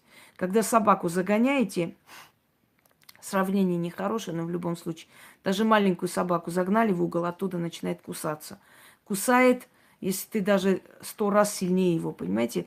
Когда народ загнали в угол и по-хамски, нахально начали просто захватывать, самозахват просто. Заходят, это наше, заходит, это наше. Видя, что люди не могут сопротивляться, армии запрещено прийти помочь и так далее.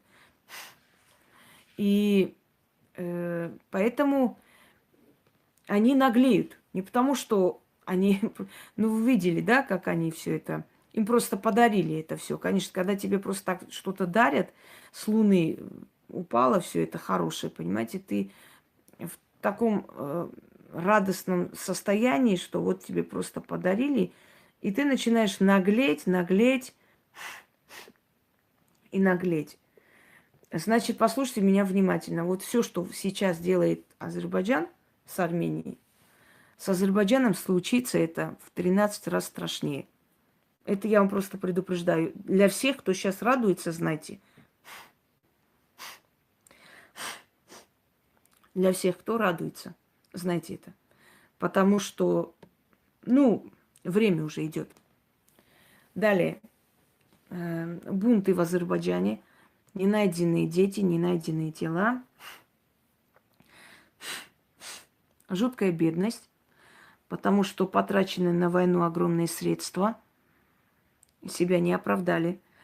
И они не получили то, что хотели, и они получили русскую базу перед своим носом. Теперь пытаются отрываться на населении. И, собственно говоря, это все, что они могут. Далее.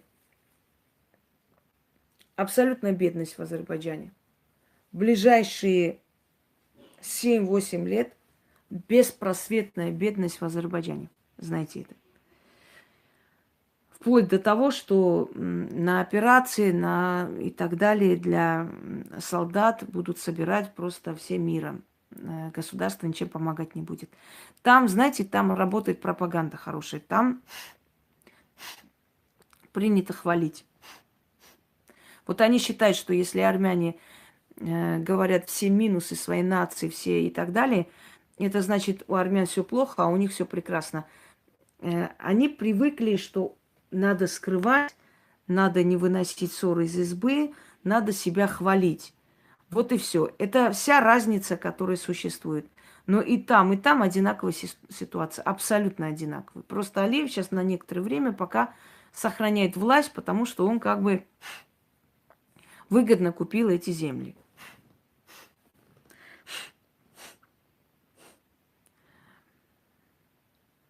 Дальше.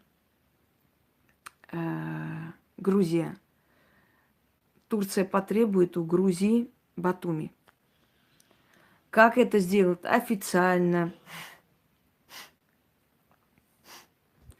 Официально, неофициально, какими-то окольными путями. Но Грузия имеет очень большие шансы лишиться Батуми. Если Грузия сейчас не начнет более, скажем так, вести такую агрессивную, пускай, политику по отношению к соседям, Грузия рискует. Грузин не менее притупили бдительность, отупили, что все нам братья, друзья, поэтому мы ни с кем не воюем. Вы не забывайте веками, кто вас резал, убивал. Просто не забывайте. Да, дружите, конечно, но на всякий случай знайте, кто, с кем вы дружите. Испокон веков, если вы помните, Шах Аббас, заселял туда турков-месхетинцев, да, почему их называют месхетинцы? Потому что из Месхетии их выгнали. Вот месхетинцы. А за что их выгнали? За насилие над мальчиками, за разбой, за все. Почему в Грузии ни один народ не взяли и не выгнали просто, вот не сказали, идите отсюда. А именно месхетинских турков выгнали. Никто не думал. Разврат, грязь, все, что возможно, все, о чем просто вся содомская грязь творилось у них. Просто местное население устало это видеть.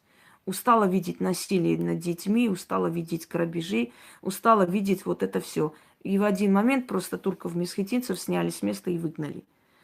Они поселились в Краснодаре, в Турции, кто куда успел. Самое интересное, Турция их не приняла. То есть вот в этом количестве Турция не приняла их. Месхетинцев убивали и казаки. Казаки, извиняюсь. Я, конечно, не хотела бы обидеть их, не говорю, что они все такие, но очень многие такие, поэтому в Краснодарском крае их тоже стараются подальше от них держаться, потому что очень много таких не очень хороших, некрасивых случаев. Я, в защиту Грузии, почему грузины их выгнали.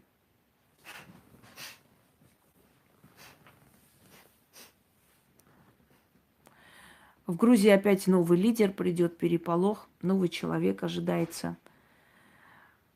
Сменится практически парламент. Или выборы новые назначат, или просто со скандалом сменится парламент. Далее. Убийство, чье-то убийство потрясет Грузию.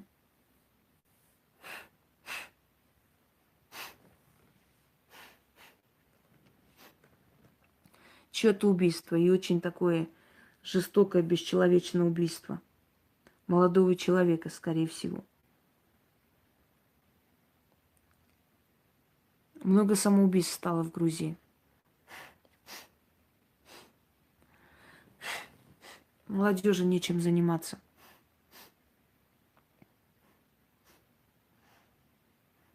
Живут одним днем. Абсолютная пустота. Молодежи нечем заниматься.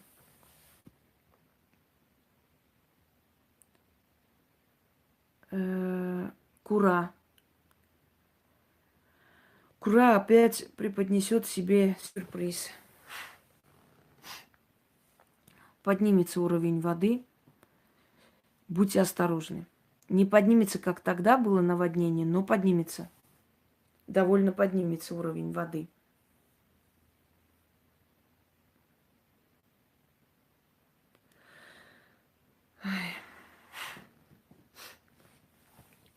Грузия опять начнет вести антироссийскую пропаганду внутри себя. И все-таки разрешит какую-то базу там поместить, поставить. Не скажу, что именно база НАТО, но какую-то базу, связанную вот с этим всем началом. Грузия пока, грузинские политики опасаются все-таки России, потому что основное количество сырья, оно продается в России, понимаете? Люди работают в России, отправляют своим семьям. Грузия немножко опасается за это все. Она давно бы уже сделала то, что хотела, если бы не вот страх восстания. Слушайте, Ольга Кислюк, вы не заблудились случайно? Нет? Вы в ресторане или где вы сидите? Заказы будьте добры не раздавать, хорошо? Меня уже это начинает раздражать.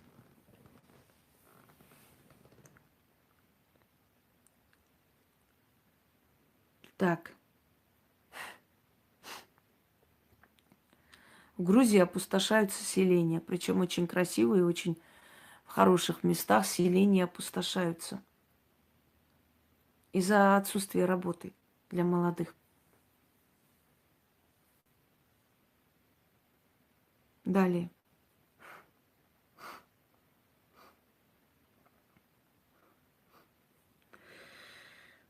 США.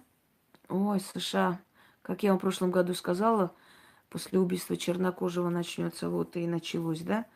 В этом году прям целые походы против правительства. Демократы активизировались.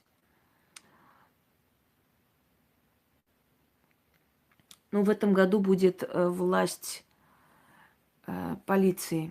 Усилится власть полиции. Полиция просто будет терроризировать уже. Вот они сколько сдерживали себя, сейчас полиция просто выпустит себя на волю. И сейчас даже перегнут палку. Столкновение в кварталах бедных, кварталах черных. Столкновение. Разбитые там магазины, витрины, в общем, американская там вот эта вот мафиозная группировка будет вмешиваться, дележ власти, убийства заказные. Экономика Америки пострадает и очень сильно, и безработица станет больше. И люди начнут лишаться своего жилья, потому что будут неспособны платить и прочее, прочее. Прям переселятся в эти вагоны аж. Огромное количество людей останется ни с чем. Далее. На доллар поднимется. Как ни странно, доллар все-таки не упадет. Доллар держит себя в таком нормальном уровне. Очередной скандал в августейшей семейке.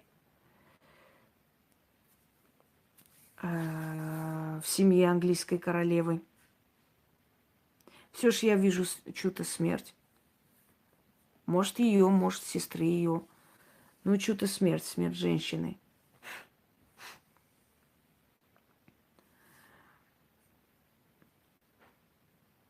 Англия вмешивается везде, дергает за ниточки. Везде она. Осуществится ли мечта великого Турана? Нет. Ни сейчас, ни ближайшие 100 лет. Не осуществится. Потому что народы, хоть и тюркоязычные, они совершенно другие сейчас. Не такие, как мы привыкли. Как были во время походов, да, султанов. Далее.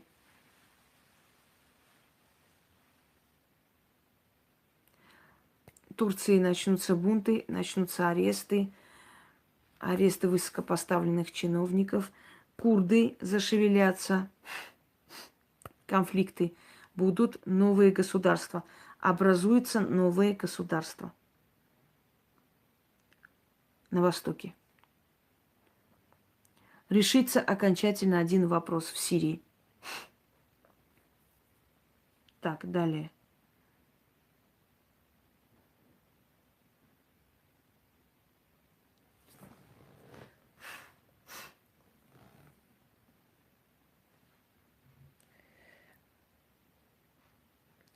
Туран им нужен для того, чтобы контролировать все мусульманское население и властвовать над ними. Вот для чего нужен Туран. Все остальное просто промывание мозгов. Мы будем великие, сильные, давайте объединимся. А на самом деле, объединившись с ним, теряет свою индивидуальность, как Азербайджан, например, потерял свою государственность. Сейчас Азербайджаном управляют турки. Везде турки, сидят турки. Ну, они вообще сами по себе тоже турки, но имея в виду, что именно из Турции. Руководство из Турции. Турция как хочет, так и кидает в огонь Азербайджан. Через Азербайджан воюет, через Азербайджан идет к своей мечте. Азербайджану эта война нахрен не была нужна 100 лет. Но Азербайджан очень долгие годы не оправится от этой войны. Очень долгие годы. Идем дальше.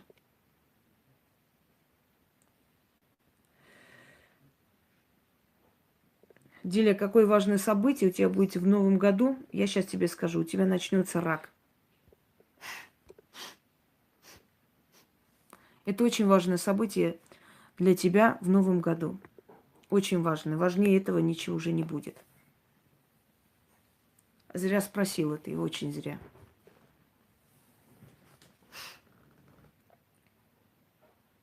Это не мое пожелание, это правда. Так что иди лечись, начни уже. Начни в начале года. Так, задавайте вопросы. Потому что на сегодня все. Если будет время, сниму следующие. Но я считаю, что я про этот год достаточно сказала, чтобы вы вооружились просто и ждали этот год, зная, что ждать и каким образом. Год мастеровых. Год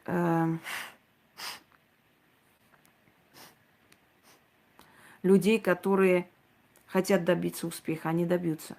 Только надо иметь четкий план, как лев. У льва есть четкий план.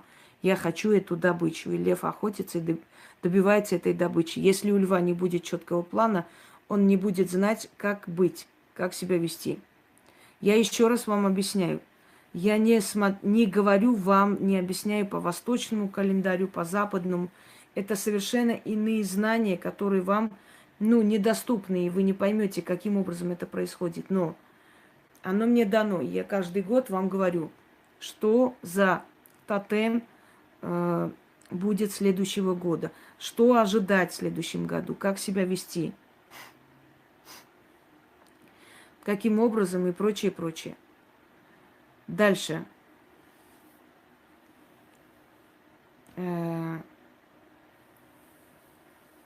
От Украины отделение еще одного региона.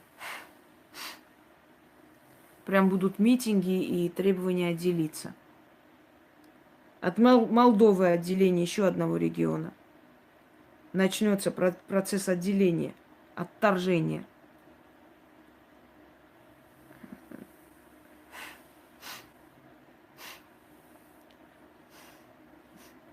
Конфликт между пакистанцами и индусами.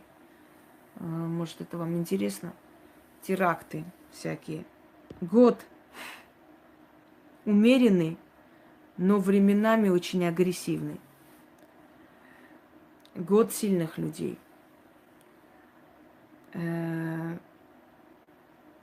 Посланник богов, именно света богов, богов благополучия. Год под покровительством Кибелы, Фортуны, Геры. Фортуна дает удачу, Кибела дает власть, Гера дает семью и ребенка. Дальше. В Франции будут волнения. Во Франции сменится в правительстве много кто. Придет старый лидер. Не обязательно, чтобы он был у власти, но он вернется в политику. Во Франции экономика очень сильно пострадает. Во Франции опять будут бунты, во Франции опять будут расстрелы, убийства. Но начнут ожесточать, начнут убирать оттуда, начнут выгонять приезжих, начнут заставлять жить так, как нужно, интегрировать.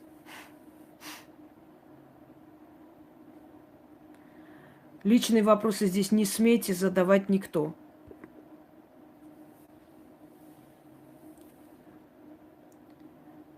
Если хотите, чтобы я вам ответила, напишите вежливо.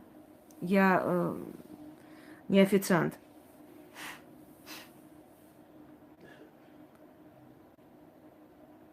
Итак, во всем мире здесь никто не откажется от евро. Во всем мире здесь, там будут недовольства, будут экономические спады и так далее. Но люди, которые хотят поставить цель, карьеру, деньги, они этого добьются. Этот год, то есть следующий год дает такой шанс. Греция, будет ли война? Будет конфликт. Не вижу войну. Будет конфликт. Неизбежно столкновение с ними. Но такой войны, кровопролитной не вижу. Если, конечно, греческие политики не допустят глупости и ошибки и не решат на политической арене все вопросы, только тогда война может начаться. Но пока я не скажу, что я вижу войну. Я вижу конфликт. Иногда этот конфликт показывается как бы и как конфликт, и как война. Естественно, война интересов. После смерти одного человека наглость Турции немножко спадет. Умрет какой-то значимый лидер. Далее. У Алиева начнется неизлечимая болезнь, и она начнет его грызть. Может, 5-6 лет. Вы надоели уже своими вопросами тупыми, правда. 5-6 лет. Эта болезнь будет его грызть. И если он не справится, а он не справится, скорее всего, у него нехорошее начало в начале года. Алиев. Скандал в его семье будет некий.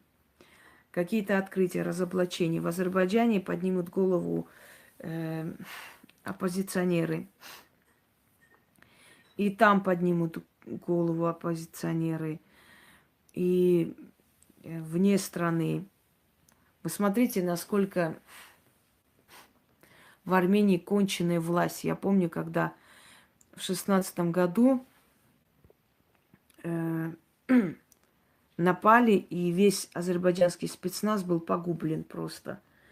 И я помню, как выступали, говорили оппозиционеры вне Азербайджана, которые в другой стране жили, о том, что просто Алиев загубил весь элитный спецназ. Понимаете, как омерзительно, когда народ столько лет побеждает, и все время нападающий получает по зубам, и тут приходит какая-то мразь, который просто парализует, просто связывает руки своей армии для того, чтобы могли спокойно захватить страну, спокойно уничтожить народ. Вот представьте просто. Просто представьте. Анжелика, про Армению я отдельно совершенно сказала, для того, чтобы люди могли знать, как поступить и что будет. Так, дорогие друзья, основное, что я должна была говорить про этот год, я вам сказала. Перемотайте, слушайте внимательно. Может быть, сниму вторую часть. Во второй части я, может быть, уже скажу и отдельно про страны я сказала, то есть дополню то, что я еще не сказала, то, что мне придет, я скажу. Если будет такая необходимость и нужда. Пока что я считаю, что я вам сказала, что будет за год, что случится и что ожидать. Мысли политиков, наверное, я сниму отдельно. В любом случае, эта информация, она приходит, и я беру, снимаю, там делаю заметки и снимаю, понимаете? Вся информация, это настолько объемная информация за один раз. Не всегда это все придет, и не всегда это все можно высказать, сказать. Но если скажем так, у этих сил будет желание, если они посчитают нужным еще что-то говорить этому миру, я обязательно сниму. Если они считают, что этого достаточно, чтобы сориентироваться и понять, и прожить тот год так, как нужно, значит, достаточно. В любом случае, тот объем информации, который я вам сейчас дала, вам вполне, скажем так, вполне вам достаточно для того, чтобы вы имели представление о следующем годе и знали, что именно нужно делать. А теперь я попрошу, пожалуйста, не нужно по городам писать, по районам, по райцентрам и по улицам, что кого ожидает, где. Это уже смешно. Ритуал встречи этого года я, естественно, выставлю на днях. У вас будет достаточно времени, чтобы провести этот ритуал и как бы до конца этого года, так и в начале того года задобрить. Если вы заметили, последние годы идут хищных животных. Именно хищники. По более древнему календарю, летоисчислению, чем по тому календарю, который вы хотите. Понимаете? Послушайте, я не знаю, из какого колхоза вы выскакиваете, но здесь прогноз на весь год для всего мира. И вам было русским языком сказано личные вопросы. Не задавай. Вообще личные вопросы нормальный человек всенародно не пишет и не задает. Понимаете, касаемо личной жизни, подробностей. Вообще, если есть мозги у человека, он никогда при всех это не напишет. Ну, я, конечно, мозг – это единственная роскошь, которая многим недоступна, поэтому, да, я понимаю. Всем удачи и постарайтесь воспользоваться моими советами, если хотите, чтобы следующий год был к вам благосклонен. Все, дорогие друзья, всего хорошего.